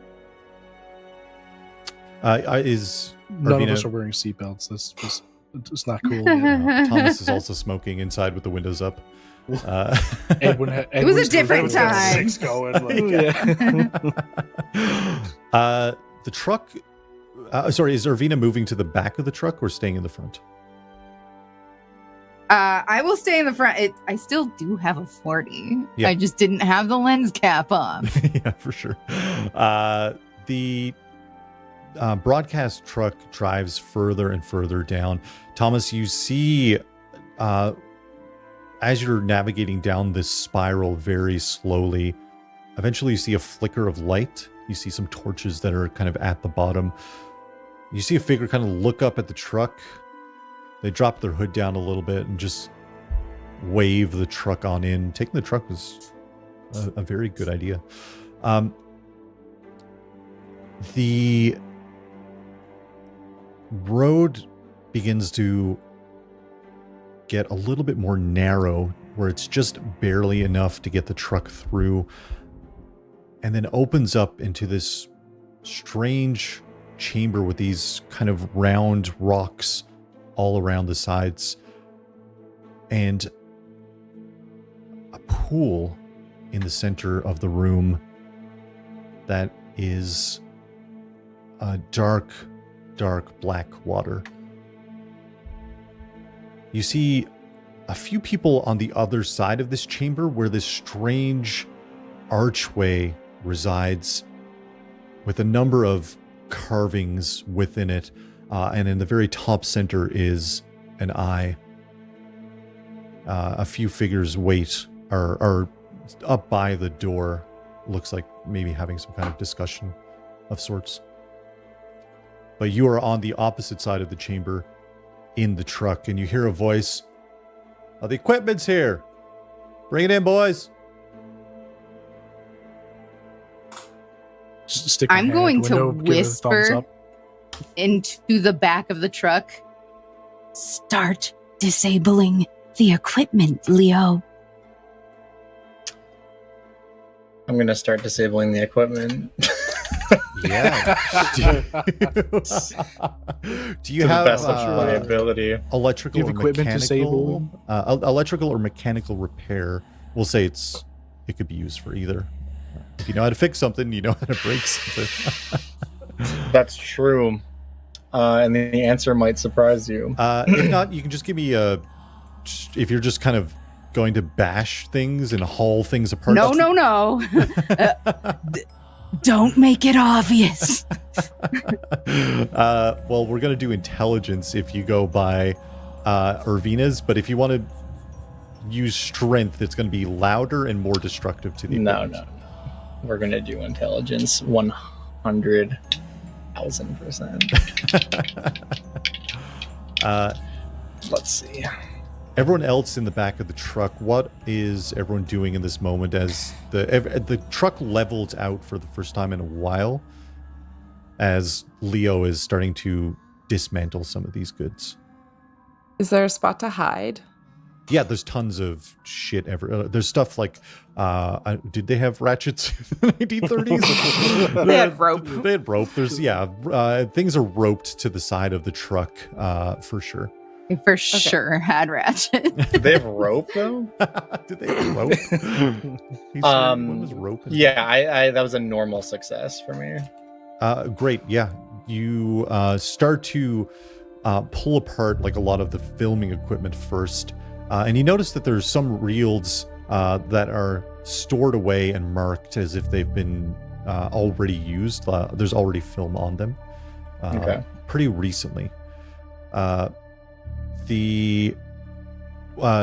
is driving. What's Thomas doing?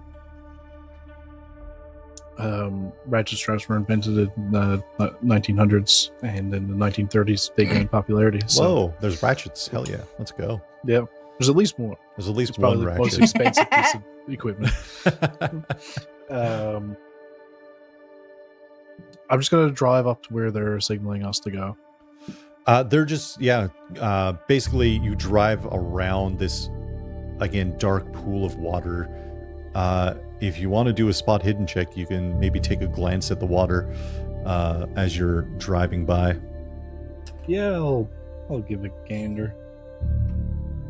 Can Edwin also look at the dark pool of water from the back of the truck? If you open up the back of the truck, 37. Oh, okay, never mind. 37. 37, which is success. Just a regular success? Yep. There are some shapes in the water, Triangles. not moving, and you look up to see that this is where that hole going straight down ends up. Okay. But otherwise, Thomas drives up straight to where they're welcoming in people. You see Philip Benton, the to-do filmmaker who took over Orinos Filmmaking Productions from the big city, who you met on the train, who was talking to Doreen Day about making Doreen Day a star here on the shore. Phil Benton walks up. About time you all got here. I've been waiting for all of this equipment. We're meant to be filming already. It's happening. I'm going to do just an intelligence check for Philip. Not the smartest guy in the world. Kind of just fell into this position through the untimely death of his father. If I recognize him, then I'd just kind of keep my head down. Okay. I'm going to roll disadvantage because I was thinking in my head he's got a 50, a flat 50. He would have succeeded. And this is the disadvantage roll. 44. He looks at you. Oh no. Do I... nope, not that accent. Didn't we meet... You're the photographer, right? I didn't know you were involved in all of this. Yes, of course. Why do you think I was at the hotel? Right. Photography company was the name of your business. Yes. Right. I forgot about that. Check out the big brains on Patrick. That is honestly delightfully 1930s, though. Yeah. The photography company. Ye new photography company.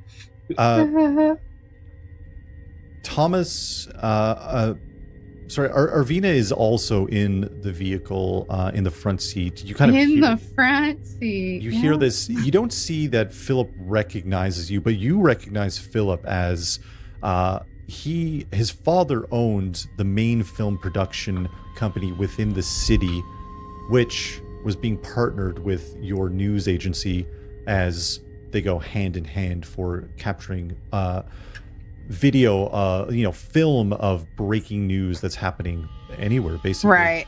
Arvina, you look past Philip. Give me a spot hidden check as well. And if anyone Sure in the thing. back, the truck stops. So if anyone in the back of the truck is doing anything at all, let me know.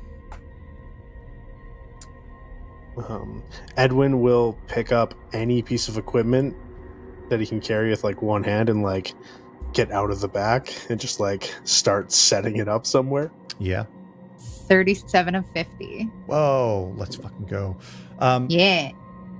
You've been on the shore for long enough that you've made note of the big players in town. Mhm. You don't see Mr. Phoenix. You do see Milton Everett, the owner of Hotel Horizons. You see Philip, and you see one other figure you don't recognize, older gentleman, kind of short grayish hair, but kind of well done up, sleeves rolled up, nice suspenders on, looks a little bit tired. Any resemblance to Dempsey at all?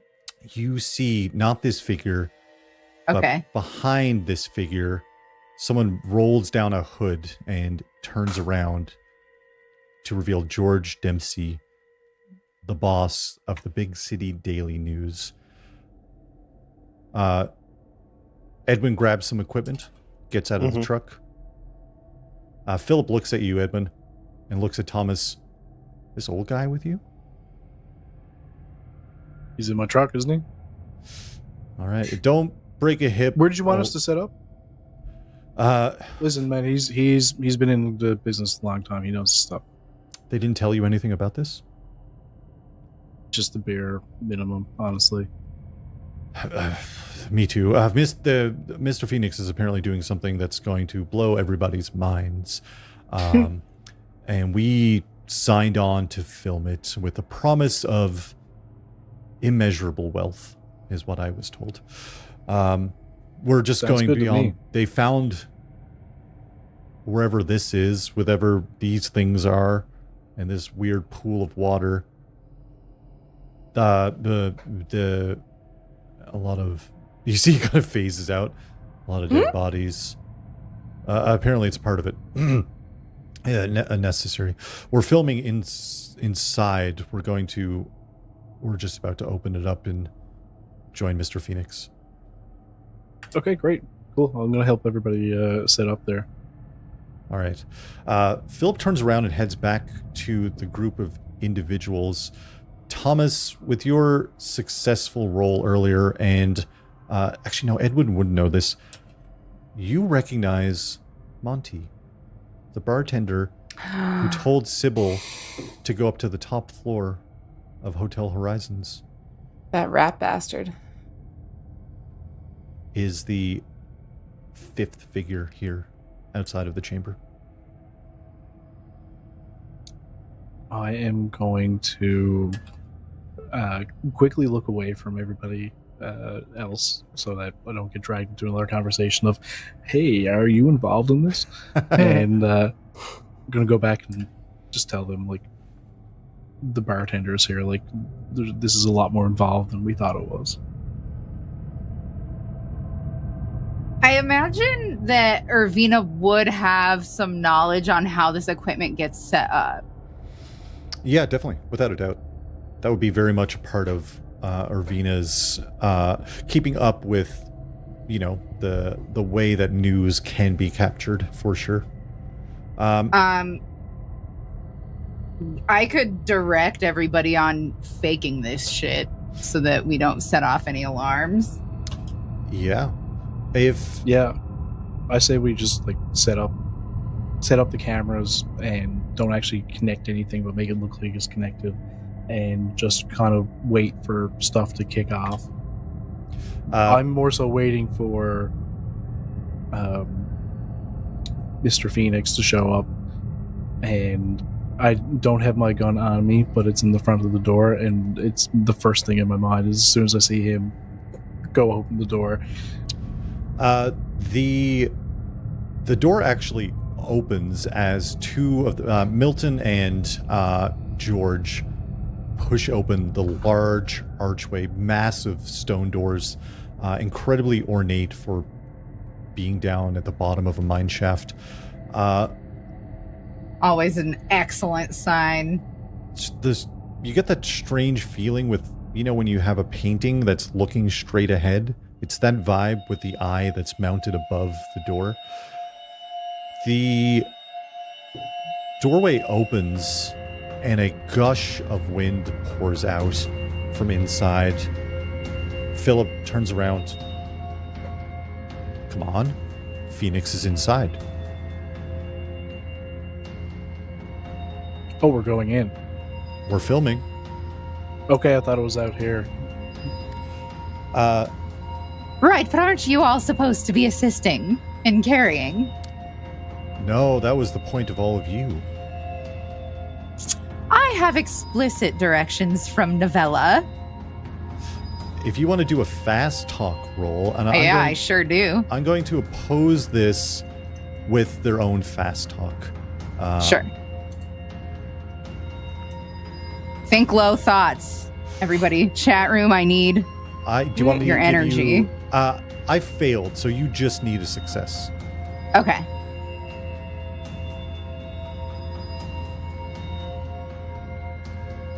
That is a 34 of 75. Holy shit!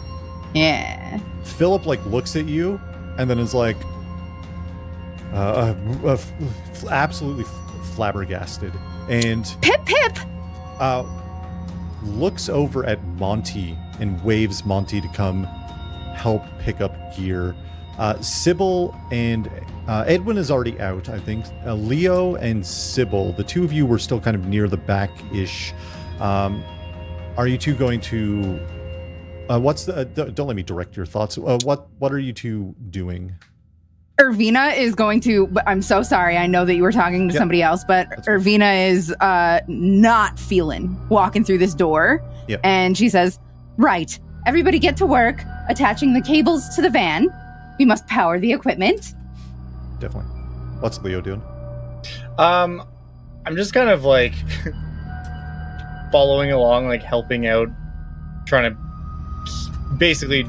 He's not a very inconspicuous person, so he's trying to be inconspicuous. You know what I mean? Just kind of I'm not gonna allow myself to have the opportunity to fuck this up yet.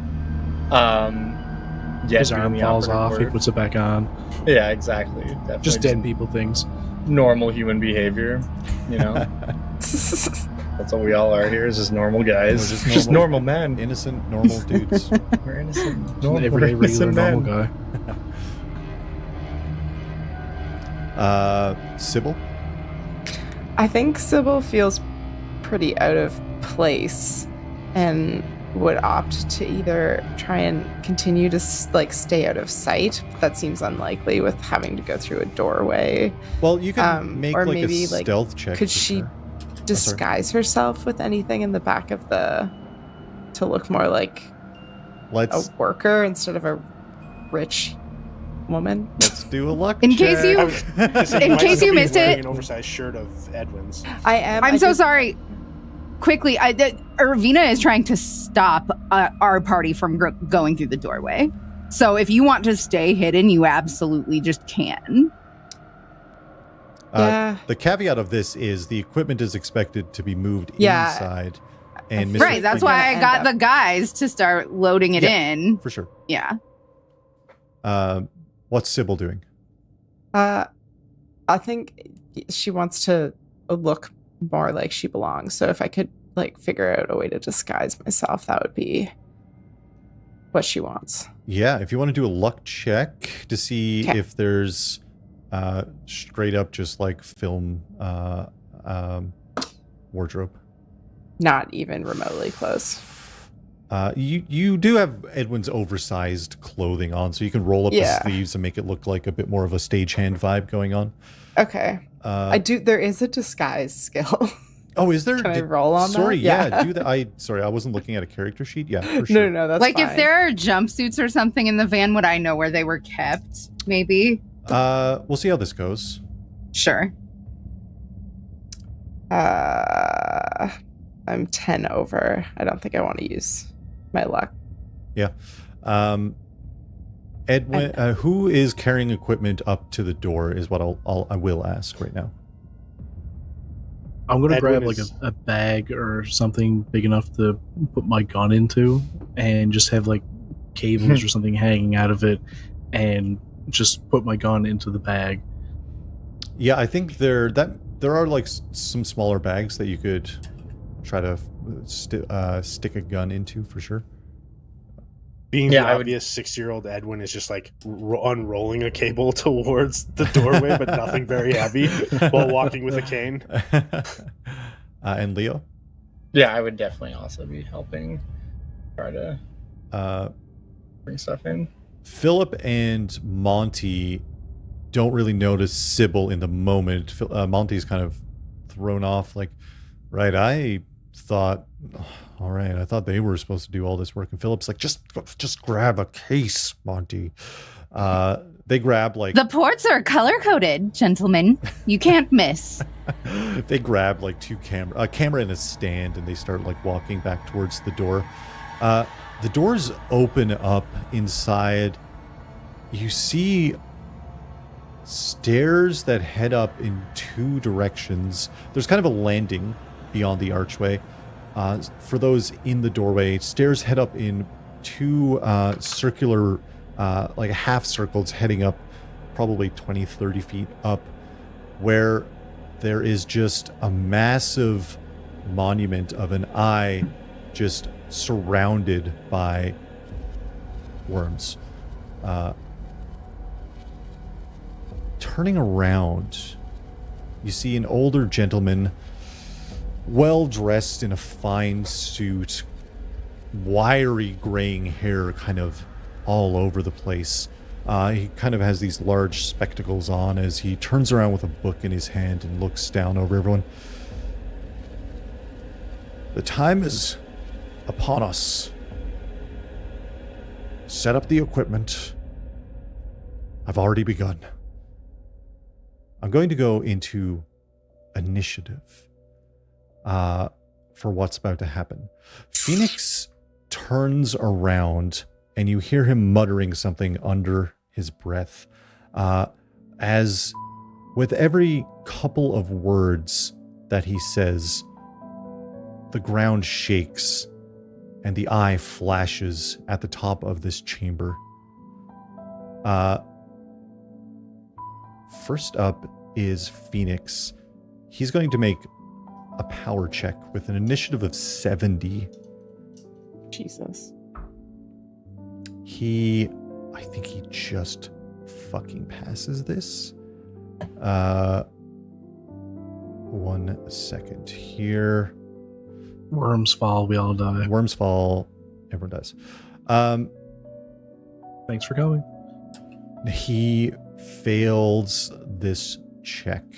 You see the ground rumbles almost in response to Phoenix, and everyone who's down below just kind of sees him shake his head in anger.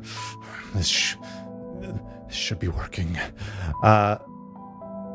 Thomas. I drop the bag, hold on, and just holding the gun, and take a shot at Phoenix. Hell yeah, let's Such a Chad move. go.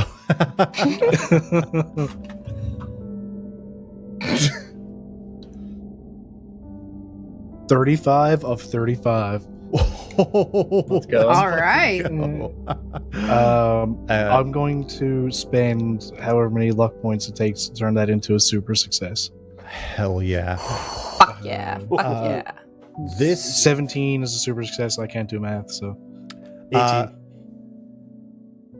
Yeah. thanks. This will be an extreme success is max damage. So let's say this is double roll damage. How does that sound? That sounds great. Because you didn't get an extreme success, right? You just got a hard success. Super. No, I'm willing to spend some luck points on this, but not that many. Not that many. Yeah. I mean, honestly, it's 28. Let's go for the super duper. Fuck it. Yeah. Let's fucking Like, go. minus 28 luck points. Hell yeah. This is the fucking time to do it, That's baby. all I Oh, have boy. left. Oh boy. Okay. I have 40 left now. Whoa. 28's all Chad started with, so So, how much? What do I do for the damage? Max damage? Max twice. So whatever your max damage is, double it. 32. 32 damage. It's 30 on 36 6 plus is 4. rad. Holy fucking Oh my God. shit. That's goddamn So wild. sick. That's wild. That is sick. This is a practiced shot from your days in the war that will, without a doubt, fucking hit. What does it look like as Thomas is walking through the doorway to take a shot at the man who's been behind everything happening on the shore? As soon as it's obvious who Mr. Phoenix is, he has one hand holding onto the bag with one hand in the bag holding onto the gun. And he just drops the bag and takes the gun up to his shoulder and just in one swift movement just takes a shot and it hits him dead on and in the spot with the things where it would do the most damage. You just fucking shoot him through the goddamn head. Yeah, I just fucking shoot him. The gunshot echoes throughout the chamber as a hushed silence falls for a second as no one can comprehend what the fuck is happening. Sibyl would be up next. Well, she heard a gunshot, so she would like to try and sneak out of the van to figure out what's going on. Yeah, if you want to do a sneak check. I don't know if I'm very good at those. There's a chance. Oh shit, I did it. Hell yeah. Hell yeah. Just a normal success, but Let's I did fucking it. go. You kind of sneak around the other side of the van, trying to, like, keeping cover. You see outside is Milton and George. You don't recognize George. He's a larger man with, like, a balding, like, with the kind of, like, hair around the side. Massive mustache. Massive bushy mustache hanging down over his mouth. Larger set man, like a heavy set man. Looks like he's out of shape just from like kind of walking around, or maybe nervous. He's pouring with sweat. As Milton is standing there, the owner of the hotel, very finely dressed with the robe on, of course, but you see him like look down at his wrist, and he's got the watch reflects in the torchlight of this cave. They seem, as soon as the gunshot goes off, Milton looks up at George. George looks at the truck, doesn't see you, and Milton reaches into his robe. The rest, everyone else is inside. Can I see inside to where where Phoenix was? I'll say to stealth, you can't get that angle. Like you've gone around, you're kind of looking at the door side on, but the door goes straight, let's say, right? Okay, then I'm going to hang out here for now, but I will draw my gun. For ease of clarification, let's say the door is north, the pool of water is in the center, the truck is just the top right, northeast is where the truck is parked. Okay. If that makes sense. Sibyl is hanging tight as Detective Lawrence is there. Detective Lawrence hops out of the back of the truck. I'm here too. Detective Lawrence hears the gunshot, sees some of the people that have been responsible for some of the horrors. At least he doesn't recognize George either, but he recognizes Milton. Milton Everett, you goddamn bastard! You're gonna pay for what you've done. And he makes a shot, a 30, and fucking hits Milton for 3 damage total. Not too bad. Not too bad from our guy. Rookie numbers. Rookie numbers. Milton gets shot in the shoulder, incredibly surprised by what's happening here. As Leo, it comes around to you. You see this guy that you've been traveling with walk through the door, and this guy you know from the war, and makes a fucking perfect shot on Phoenix, Mr. Waylon Phoenix of Phoenix and Sons Corporation or Company. Some might know him as Maximilian Pegasus. Some might know him as Maximilian Pegasus.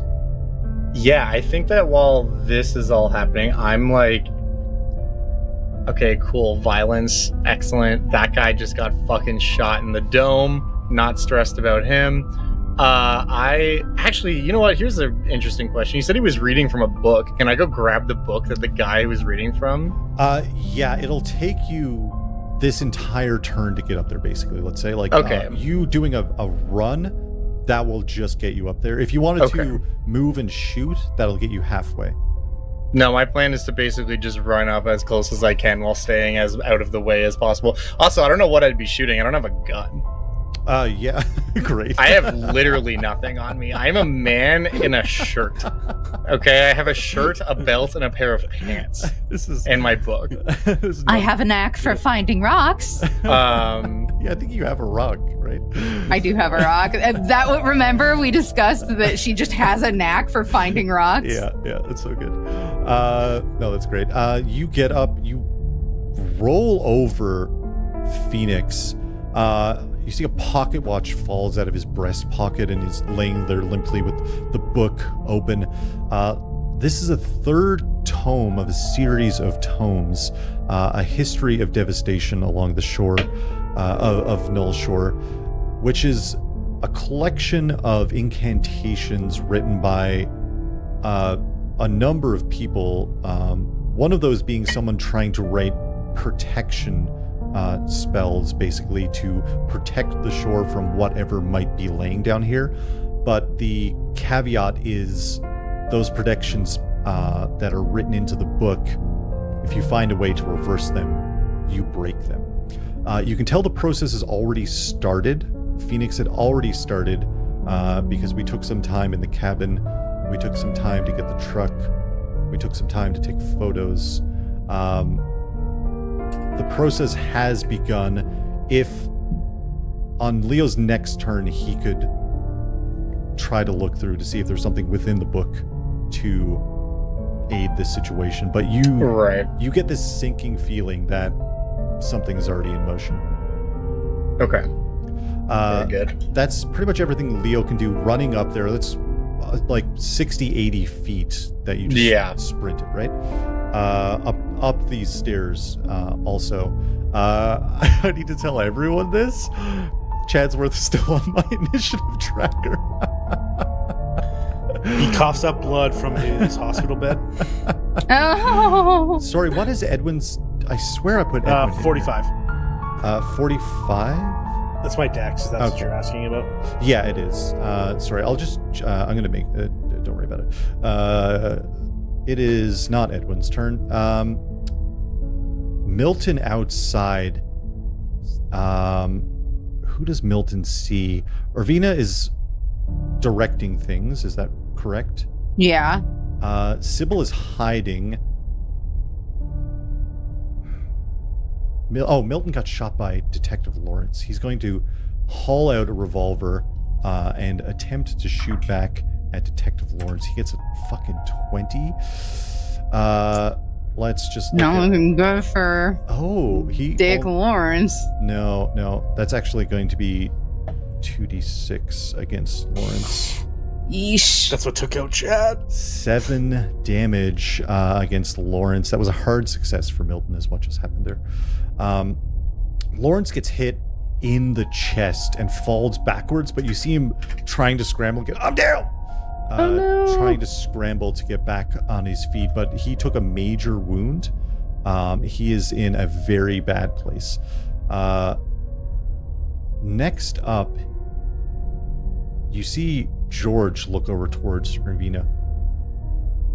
Now, I know that isn't who I think it is. What are you doing down here, Irvina? Honestly, George, I'm tired of this. It's like you don't even remember when you send me memos. Novella sent me the note that you wrote for me to meet you down here with filming equipment. Oh, that's very fucking good. Give me, it's not your turn, but give me, I think this also feels like fast talk to me, but I'm that's what I'm going for. Yeah, I think that's good. I'm going to contest this with psychology, which probably isn't the best for this guy. This is like an insight check, more or less. And you let me know what you... 65 of 75. It's a success, but it's not as good as our own. That's a success. He failed his psychology roll. He got a 51 out of fucking 20. Not an observant dude, kind of just ham-fists everything, let's say. I'm going to say he is kind of... He's sweating buckets. You're here to film? I'm here to direct people to set up the filming equipment. Film crews. He leans into you. You know we're sacrificing the film crew. George, it said come alone. That's all for George's turn. It is Irvina's turn right afterwards. That's too fucking Okay. funny.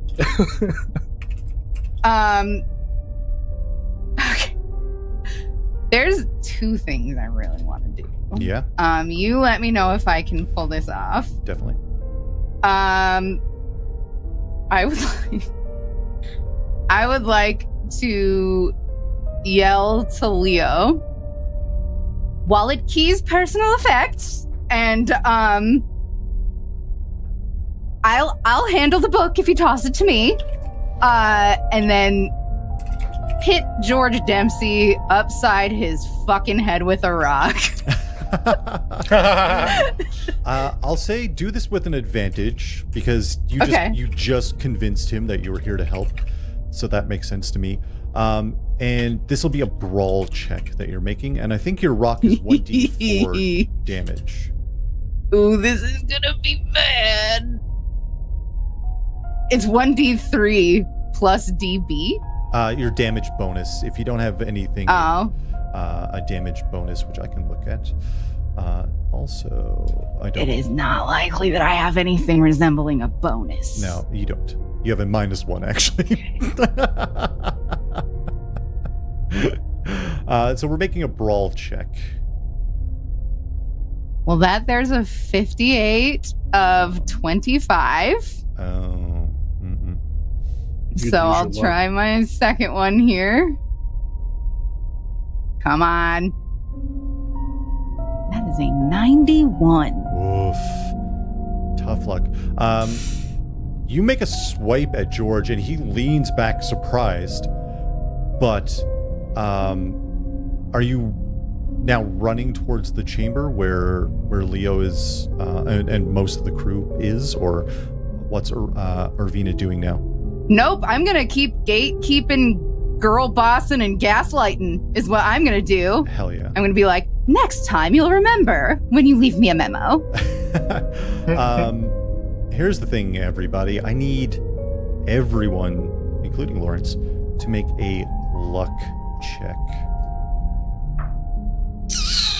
Lawrence succeeds. 17. I do not succeed. Oh man, 92 of 42. Oh my god. I got a 90. I rolled a 93. Yeah, I've got you all beat. I got a 99. No! God. Unluckiest crew! Is it too late to change my vote into Deadpool? Yeah. Edwin, I need you to give me a dexterity roll. Okay. Okay, I'm gonna switch up the dice. Edwin, the ground is rumbling beneath your feet. I got a 92. Oh dear lord. Edwin's gonna die. Roll a d4 of damage. Okay, 1. Okay, 1. you take 1 damage as the ground beneath your feet erupts and you fly backwards as the dole comes out of the ground. This massive worm, probably 3 feet wide, like a 3, whatever. Do the radius math. Bursts out of the ground. Its mouth opens up in 8 triangles as it releases a vicious scream. It's going to attempt to hold Edwin, which is it's got an 80 in this skill. Oh, do I get to roll against that? I'll tell you, you need to beat or meet an extreme success. You do get to dodge. Okay. I got a decent dodge. I need an extreme success though. You need to meet an extreme success. Okay.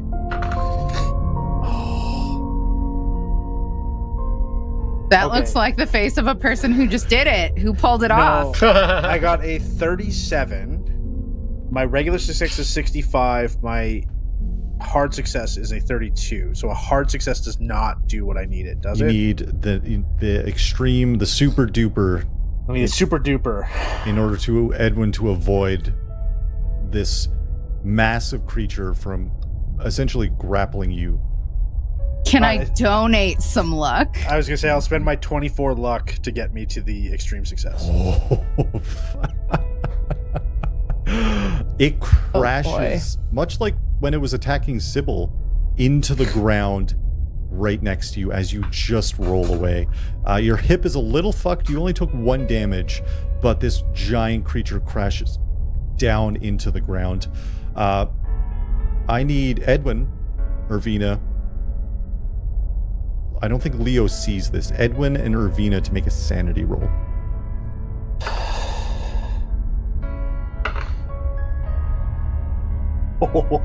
I got a 40 out of 45. 96. Why can't I roll this good when I want 100? Right. What the fuck? This is a D10 of sanity loss. Ooh. And so I'm good because I made it, right? You succeeded. Oh, it's a 1. I rolled a 1. Holy shit. So you lose 1 sanity, but you're getting closer to that. You need to lose 6 sanity points now before you have. Don't talk to me about that. The Dole, the baby Dole, crashes into the ground within this egg chamber of Doles. As you look around, as the torchlight illuminates all of the circular rocks in the room. Only 1 broken open. Within the chamber, you hear a voice. Thomas. Oh. The army boy. Good shot, kid. As Monty comes at you with a knife. I'm rolling fucking amazing, and I'm so sorry. That is an extreme fucking success.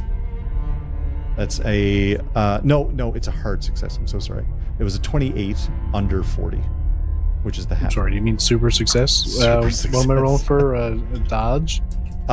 Sorry, yes, please. Everyone remind me to... you can roll dodge. I'm so sorry. You're trying to beat a hard success. I got a 50. Does that beat a hard success? Fuck no. You take... I got a 32 in dodge. 7 damage. As Monty sticks this knife into your stomach. I only got 5 left. I hate that. You have 5 left now, is what you're saying. Yeah. That was over half of your hit points, which, yes. Yeah. You have a major wound. If you go down, you will be dying. Much like Chatsworth. Speaking of Chatsworth, it's Edwin's turn. You roll on the ground as this massive creature you've never seen, but suspected something like it existed, crashes next to you. What's Edwin doing? I gotta interrupt for 1 second. Yep. I have to dip for dad duties. Yes, dip for dad duties. Worst case scenario, Tom's gonna shoot him. Sounds good. Yeah. Hopefully I'll be back out. Yes. Do dad stuff. Dad stuff. Okay. Edwin. Oh, this stupid worm is now in my way. Hey, would I have seen Lawrence get shot and Monty stabbing Thomas? It's just Monty's just in the doorway with Thomas. Thomas dropped his bag, took a shot. Okay. And you said so I can do 3 shots with my 45 semi-automatic At a disadvantage. At a disadvantage. That's 3 shots. That's 3 shots. All 3 are at disadvantage, though. Yeah. How lucky do we feel, guys? Yeah. I'll take 3 shots. Fuck it. Yeah, fuck it. Let's fucking go. So they don't have to be at the same target, do they? No, they don't have to be the same target. You're just taking 3 quick shots as you're going through. Oh god, I hate. Oh no, this is where I don't like this. So, 1 shot at Milton. No, whoever shot Lawrence. That was Milton. Okay, 1 shot at Milton, and then 2 at what's his nuts? Buddy stabbing Thomas. Monty. Yeah. Okay. So first shot with my disadvantage dice. Here we go. Oh, you are not going to believe this. So there's my, can you see it? 0-0. And there's my other 0-0. Let's go. So I got a 4, baby. That's max double damage. That's just like fucking you're doing it, my dude. So that's that would be it. That was the first one would have been at Milton. Yeah. So that's 22 damage. No, 24. Milton's fucking dead. Milton is absolutely dead. He's Milton. He's Milt no longer. The old man's got a good aim, and you just fucking take him out. Okay, now the next two. I got a regular success, so 51 out of 65. So that'll hit unless he Monty? dodges. Yeah, I don't know. Can you dodge a bullet? Monty only has the chance to dodge, but if he dodges now, he's just trying to meet a regular success.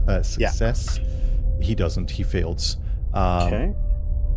And because he chose to do that, as you're shooting at him, he can't make an attack next turn because he's running for cover but doesn't get that cover. Oh wait, you hit him. Sorry. Yeah. So do damage, but he is still trying to run for cover.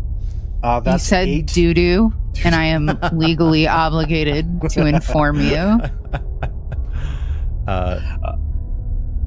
So yeah, 8 total damage. No, 8. 9. 9. Yeah, 7 plus 2. Jesus, that's a major wound on Monty. You hit him square in the fucking chest, and you're like, I mean, another lucky shot, and he's fucking down. Like I got here's the last one. 34. Oh man, he's almost. Do I spend the 2 luck points to make that a hard or a super success? I'll listen. You just kill him. You just fucking. Yeah, but it would be more fun if it was a super success. So okay, yeah, then I won't do it. Yeah. He had. Save the luck point. Okay, fine. I'll save the luck. He points. had 1. Like hit if he's point. dead already, you know? Yeah. Yeah. I hit him for 10 more. If that. Yeah, he had 1 hit point left after the first attack. What does this look like as Edwin goes to fucking town? Belying his old age because he is surprisingly strong, he stands up, and as he's basically trying to get position in between both, just shoots once to the left and then pull just a quick turn 2 to the right. So it'd be like I'm gonna say headshot and then like chest as Monty's trying to dodge out of the way. Yeah, fuck yeah. Incredible goddamn turn. Philip, who's also in the doorway, turns around to see Monty and Milton in the same motion. You see Milton go down, laying on the ground. I was promised to live forever. I was promised to live forever. Monty just hits the ground like a sack of potatoes. Philip Benton runs at Edwin and is going to attempt to stab you with a knife with a fucking 11. I'm rolling insane. That Lethalist is combat. That's only a hard success. I'll tell you that much, which is great. It's only a hard success. It's only a hard success. And that's only 4 damage. Okay, I guess I have to take it because I shot, right? You can dodge. Let's say if you dodge now, yeah. you won't be able to shoot on your next turn because you're now trying to run and get some cover. Do I take the 4 damage? That won't put me below half. I think you should dodge. I think I can talk I think you Dempsey should away. take it, old man. I wish Patrick was here. He'd know what Ed would do. No, I'm gonna take it. I'm gonna take that 4 damage. No, I'll dodge. I'll try it. No. I'll take it. I'm gonna take it. Go with your heart. Go with I'm your taking heart. it. He's just gonna eat this knife into his stomach and then flex and see if he can hold it there so he can get it back at this guy. Oh fuck yeah, amazing. Absolutely incredible. The Phoenix is fucking dead. Who wants to roll for Thomas, who said he was going to shoot, and now it'll be shooting Philip? Wait, where did my turn go? Oh, wait. No, you went.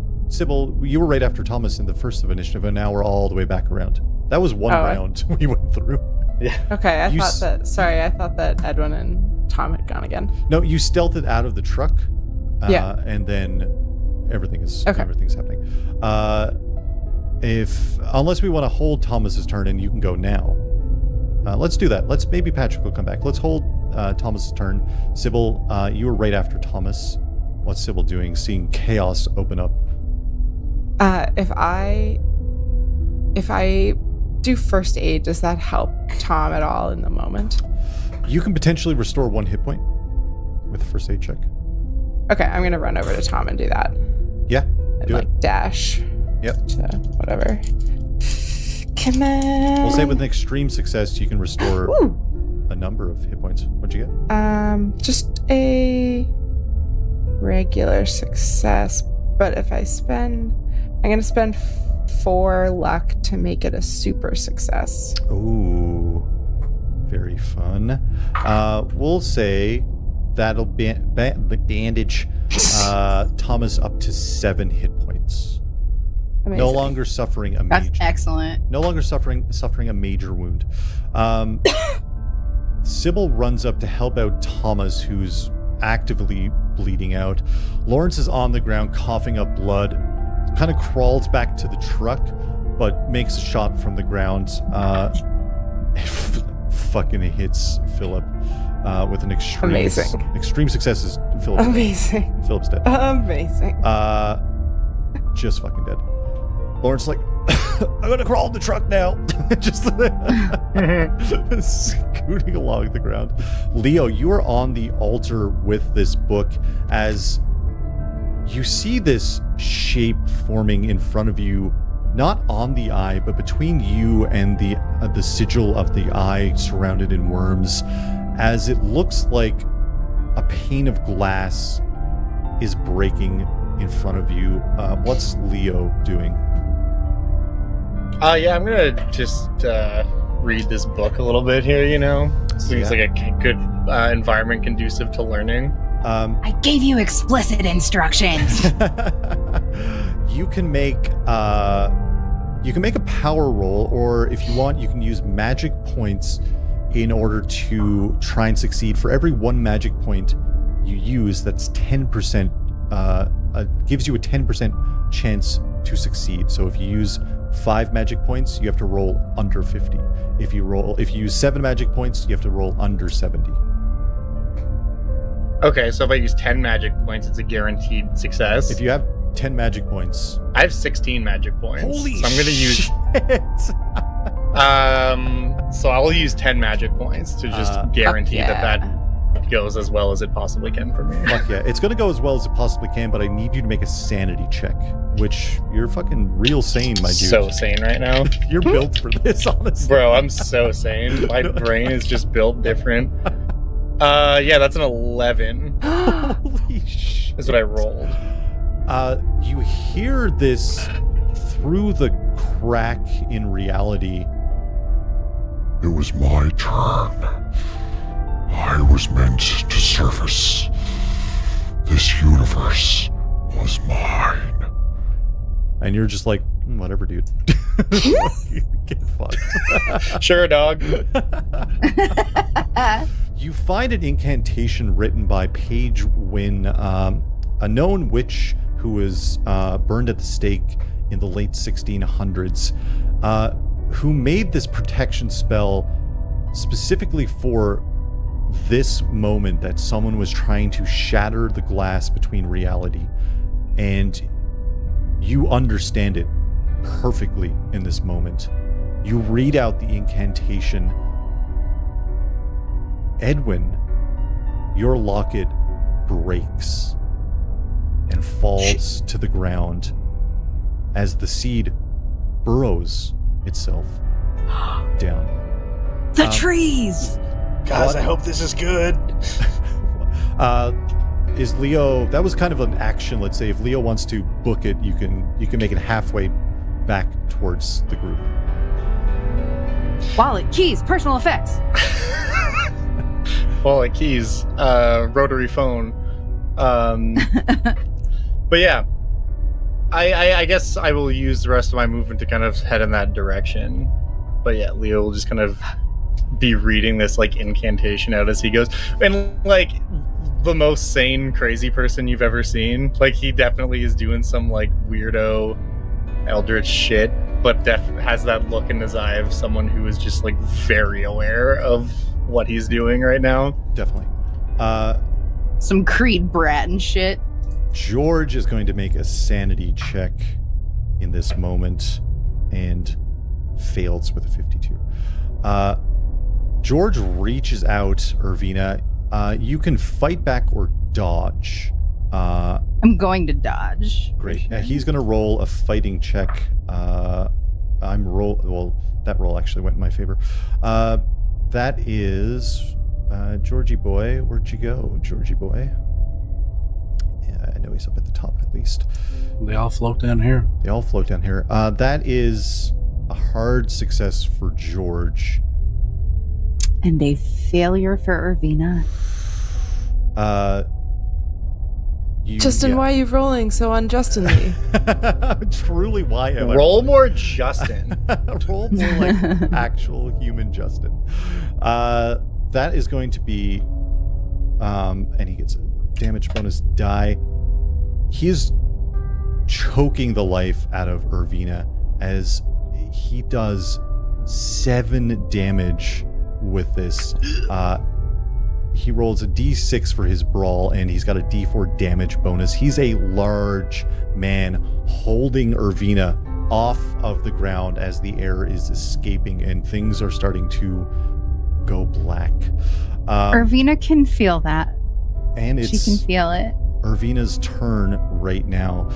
You're going to need to escape the grapple somehow, unless you have an alternative plan to stay here and do something.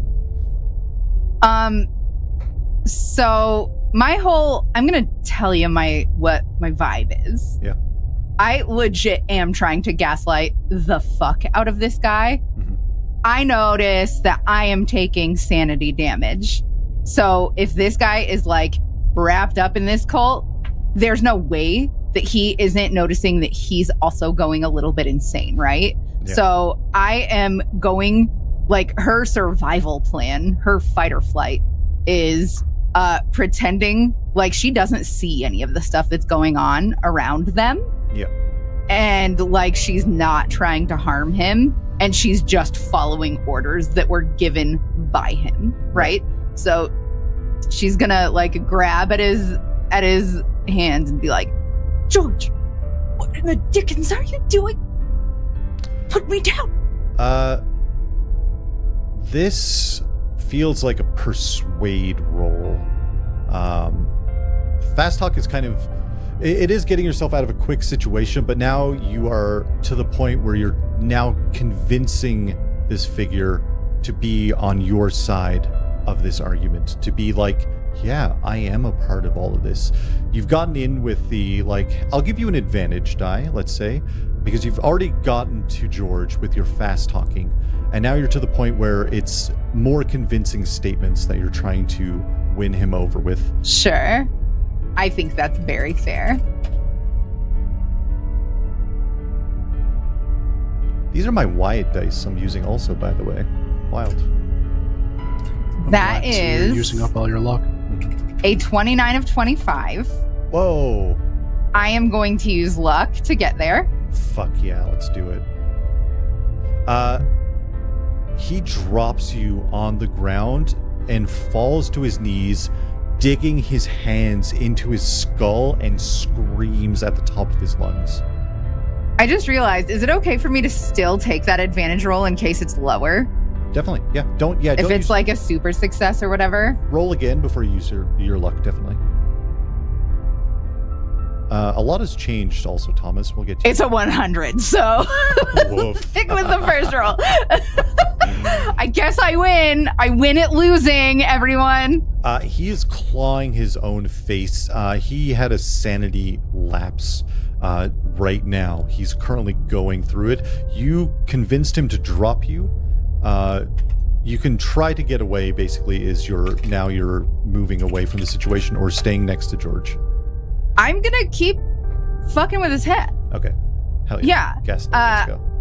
I'm gonna say, there, George. We all make mistakes. I'm just a woman. Phoenix promised. He said we'd own the world.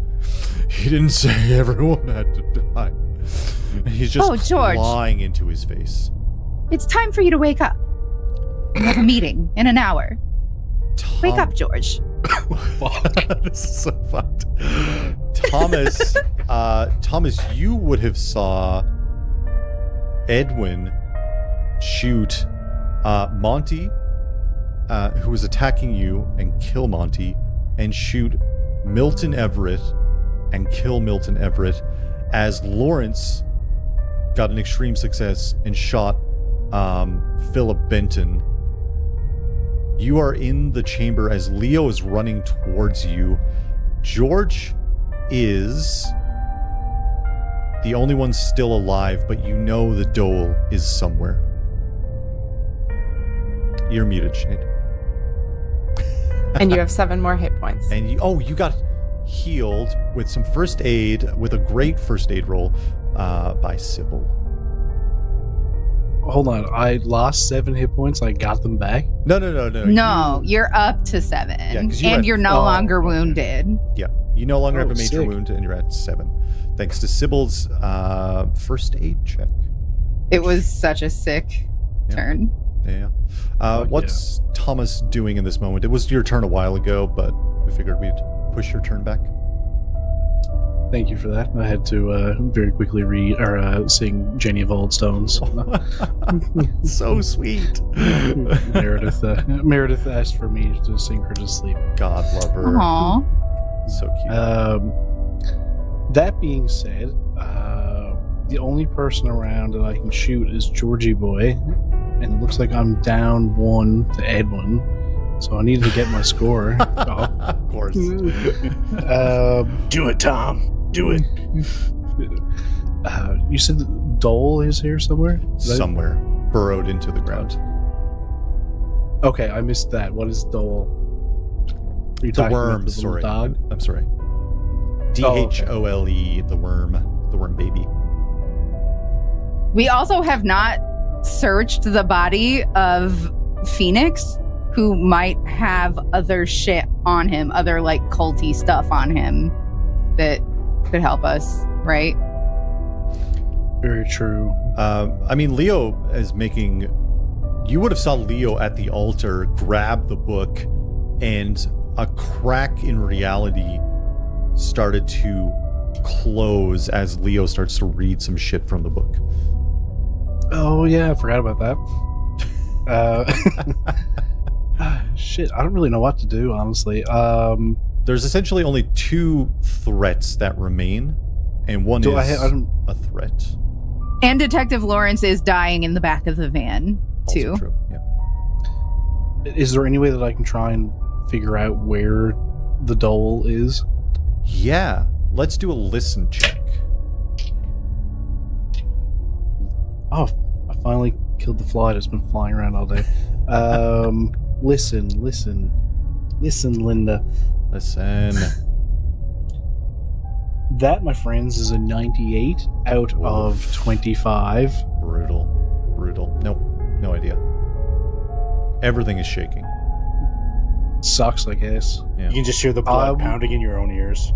Yeah, I'll walk up to get closer to George. I don't want to be right next to him, but I want to be fairly close in case something goes on there.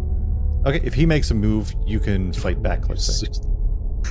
Really, do I want to use 65 block on that? I need everyone to give me a luck check. Thomas with disadvantage for that fumble to listen roll. Don't worry, guys. I'm going to lose this one for sure. Luck. This is a luck roll. Oh, not even I just rolled another 100. Oh my god. There, those In Arby's any dice other game, that'd be loaded. great. loaded with I'm not meats. rolling the Arby's dice. I should be. Oh, you should be. What dice are you rolling? Why did I even bring you dice? If Foundry. You have other dice? Foundry. Foundry is fucking Irvina. Fucking cancel them. Right. I'm gonna die right now, y'all. I don't think anyone got lower than 100. Oh yes, I rolled this. I failed by 4. I rolled a 70. I failed. No, I'm trying to remember what my luck is. No one got worse than an extreme failure, is what I should say. No. No. Give me a dexterity check, Irvina, as the ground erupts underneath your feet. George also fails this dexterity check and fucking cracks his head on the goddamn ground. 48 to 50, let's go! Let's fucking go. Sorry.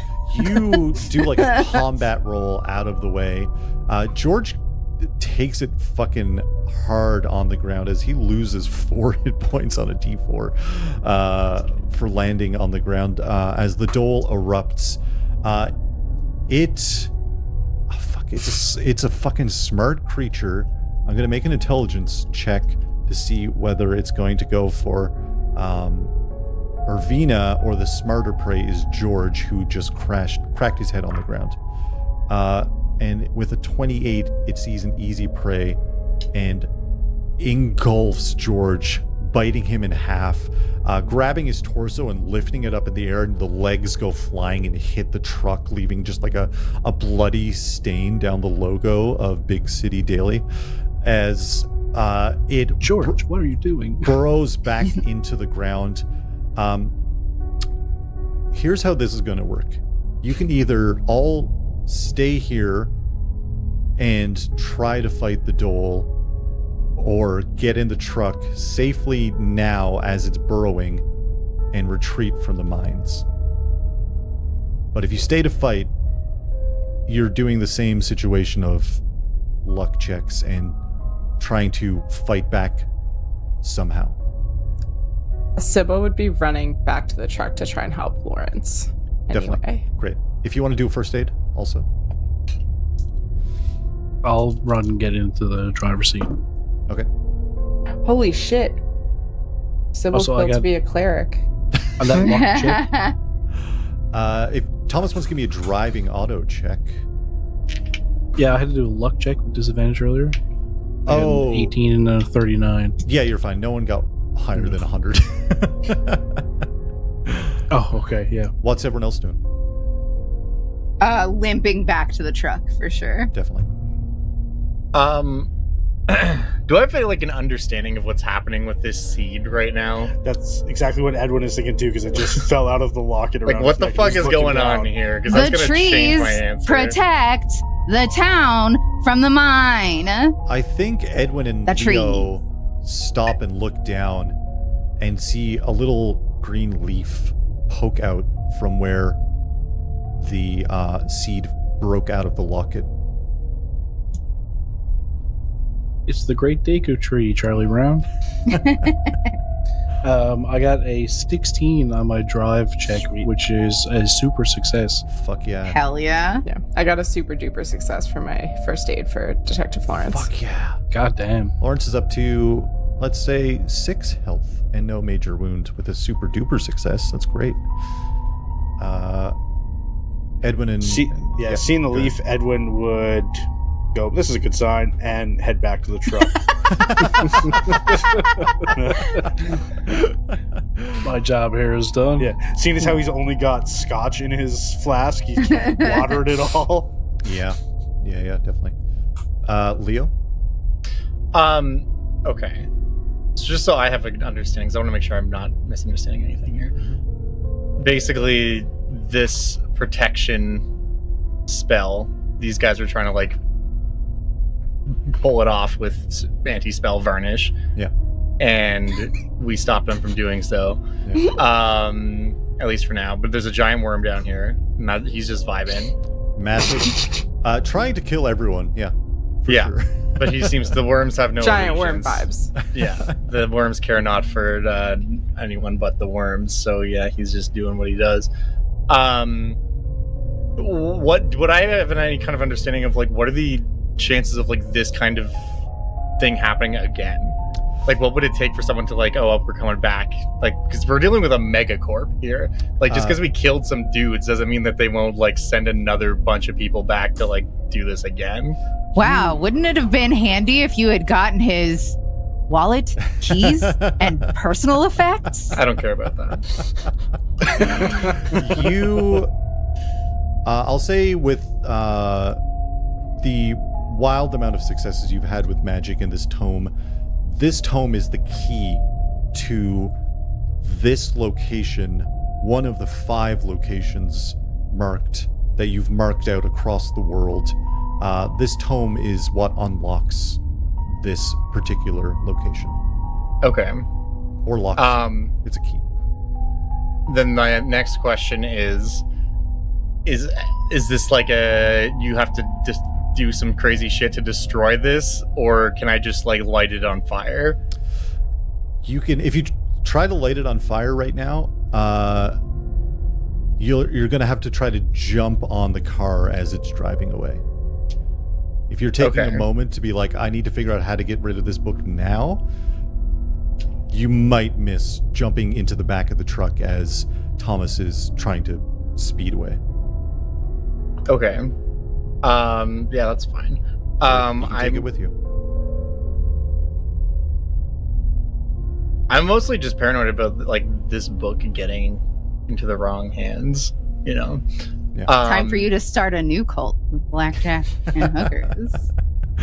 But yeah, I guess for now I'll go with the gang and with the intent of figuring out what the fuck's going on with this book in a moment. Fuck yeah. That's everyone in.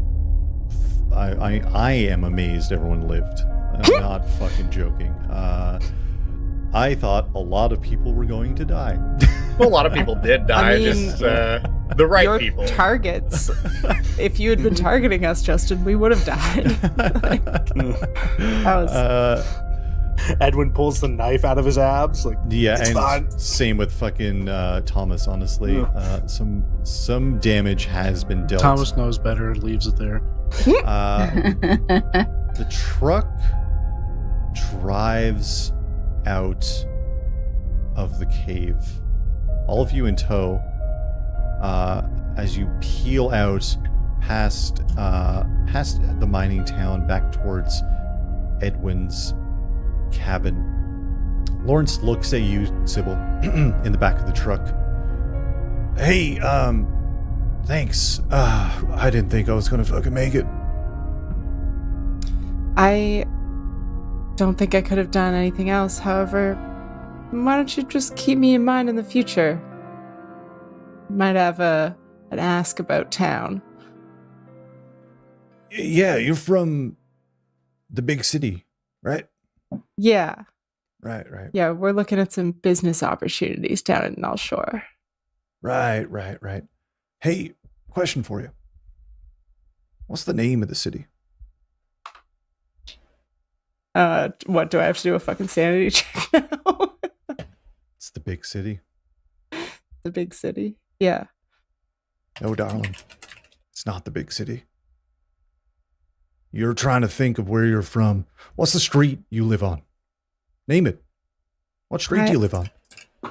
Right now. I live at Daddy's apartments. Yeah. Of course. Lawrence hits his head off the vehicle. Our final moments on the shore, as the wave of chaos in the mines ends. The once unruly group known as the Unbecomers have tamed their presence on the shore. Not a lot of people see them any longer. The river appoints a new head. Stoddard V. Werner, who survived the fire in the hotel, alongside her partner Oxford the Ox Glover. V, as she prefers to be called, reigns in the reach of the river, just a hair. And they slink back into the shadows of the shore. Bancroft the calm Bethel and his family go on about their lives on the Bethel House estate, making sure to take the time to help rebuild the parts of the communities affected by the horrific treatment of Phoenix and Sons.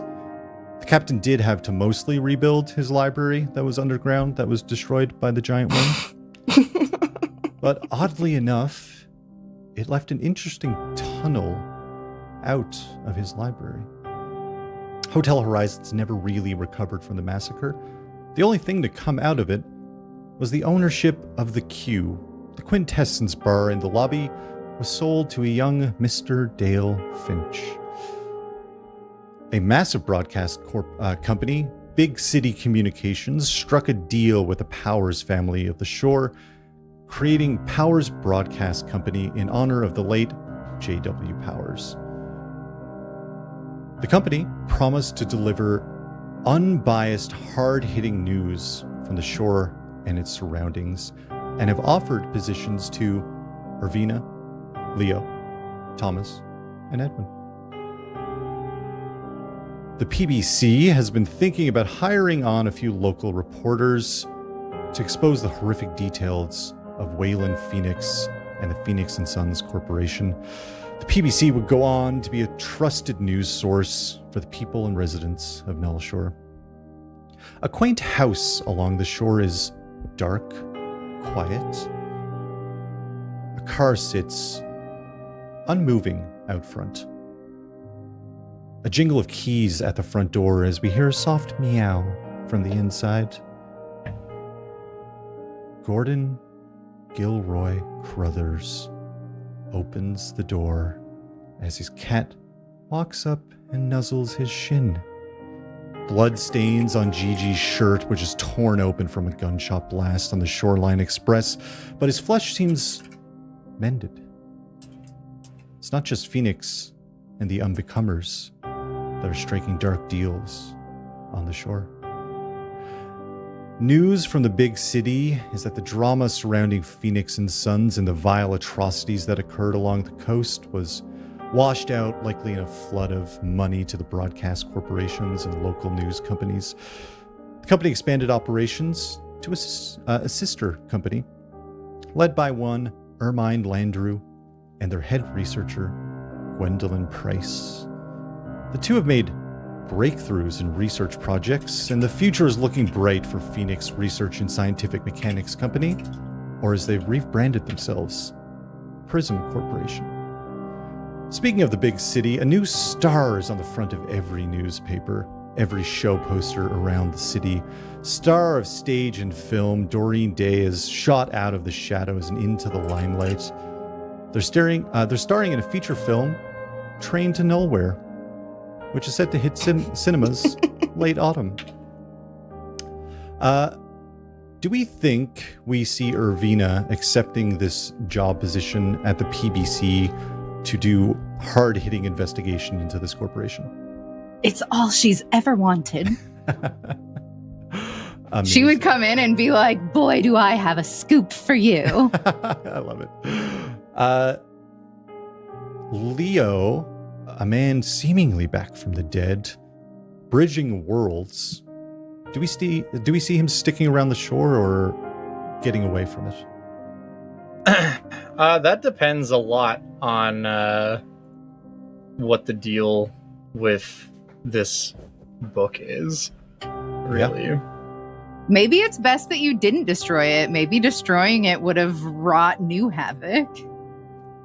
There's a host of history in these books and a host of protection spells, but as you could see, if they fall into the wrong hands, those quickly turn around. Yeah, I feel like his primary goal at this point now, like knowing all this shit is real and kind of how this works, is gonna be trying to find the other books. Definitely. Basically. It's 4 more points of interest. It's like a real Dragon Ball Z situation. Yeah. Except with the most hideous man alive in the 1920s. Amazing. and he can't fight and doesn't know martial arts. So it's nothing like Dragon Ball Z. It's like a guy trying to collect some books. It's Hercule. Dragon Like Book literally, Z. this character, he's really good at occult and really good at dodge and bad at everything else. I mean, the stats you chose worked out fucking... I didn't plan that. That worked out perfectly for what you needed to do. That was honestly wild. No part of me planned that. It came together. Yeah, I think that his prerogative would basically just be to take the book and go on the second arc of his journey looking for the rest of these books. That rules. Elsewhere, out in the big city, the Avery family begin to make moves to expand their business, knowing that they have some connections thanks to Sibyl out in Null Shore, and the river is stronger. Their connection with the river is stronger than ever. And I fucking saved the life of that cop. Yeah, you did some big fucking moves out in Null Shore. Where do we see Sibyl Avery going over the next little while? I think that she sort of flees back to the big city and tries to go back to her normal life for a while, but there's something about Null Shore that she goes to visit every so often, and the visits get more frequent and longer, and she feels like a pull to stay out there longer and longer. I think you and Lawrence often meet up for coffee along the shore. Life seems to be coming back a little bit. Businesses are opening up. You know, there's a new train. For a short while, the newsstands were lit up with haunting photographs taken by Thomas Clark. People eating one another alive on the Shoreline Express, along with some pristine, very clear photos of Phoenix employees and associates. Look like they're missing body parts, pieces of their faces. Photographs that will live on for years to come of the strange and horrific events. Where do we see Thomas going after these events? I will say Irvina would have made it a contingency that if Thomas wanted to accept the job, that she would like to have him be the photographer to go with her news stories. Hell yeah. I feel like Thomas would do that for a while and just kind of get sick of it after a little while. Buy a small house in the woods around Null Shore. Eventually just settle down. Release a photography book of more mundane subjects. And then one day you just get interested in photography again and set up a project where he starts filming just his life around his house. Sounds about right. Amazing. Also, in the big city, months later, after the big city medical center, also in the big city, months later at the big city medical science center, we see a figure slowly getting out of a wheelchair through the front doors of the hospital. Chatsworth Seabring survived some true horrors, uncovered massive secrets. What do we see? Where do we see Chad's future going?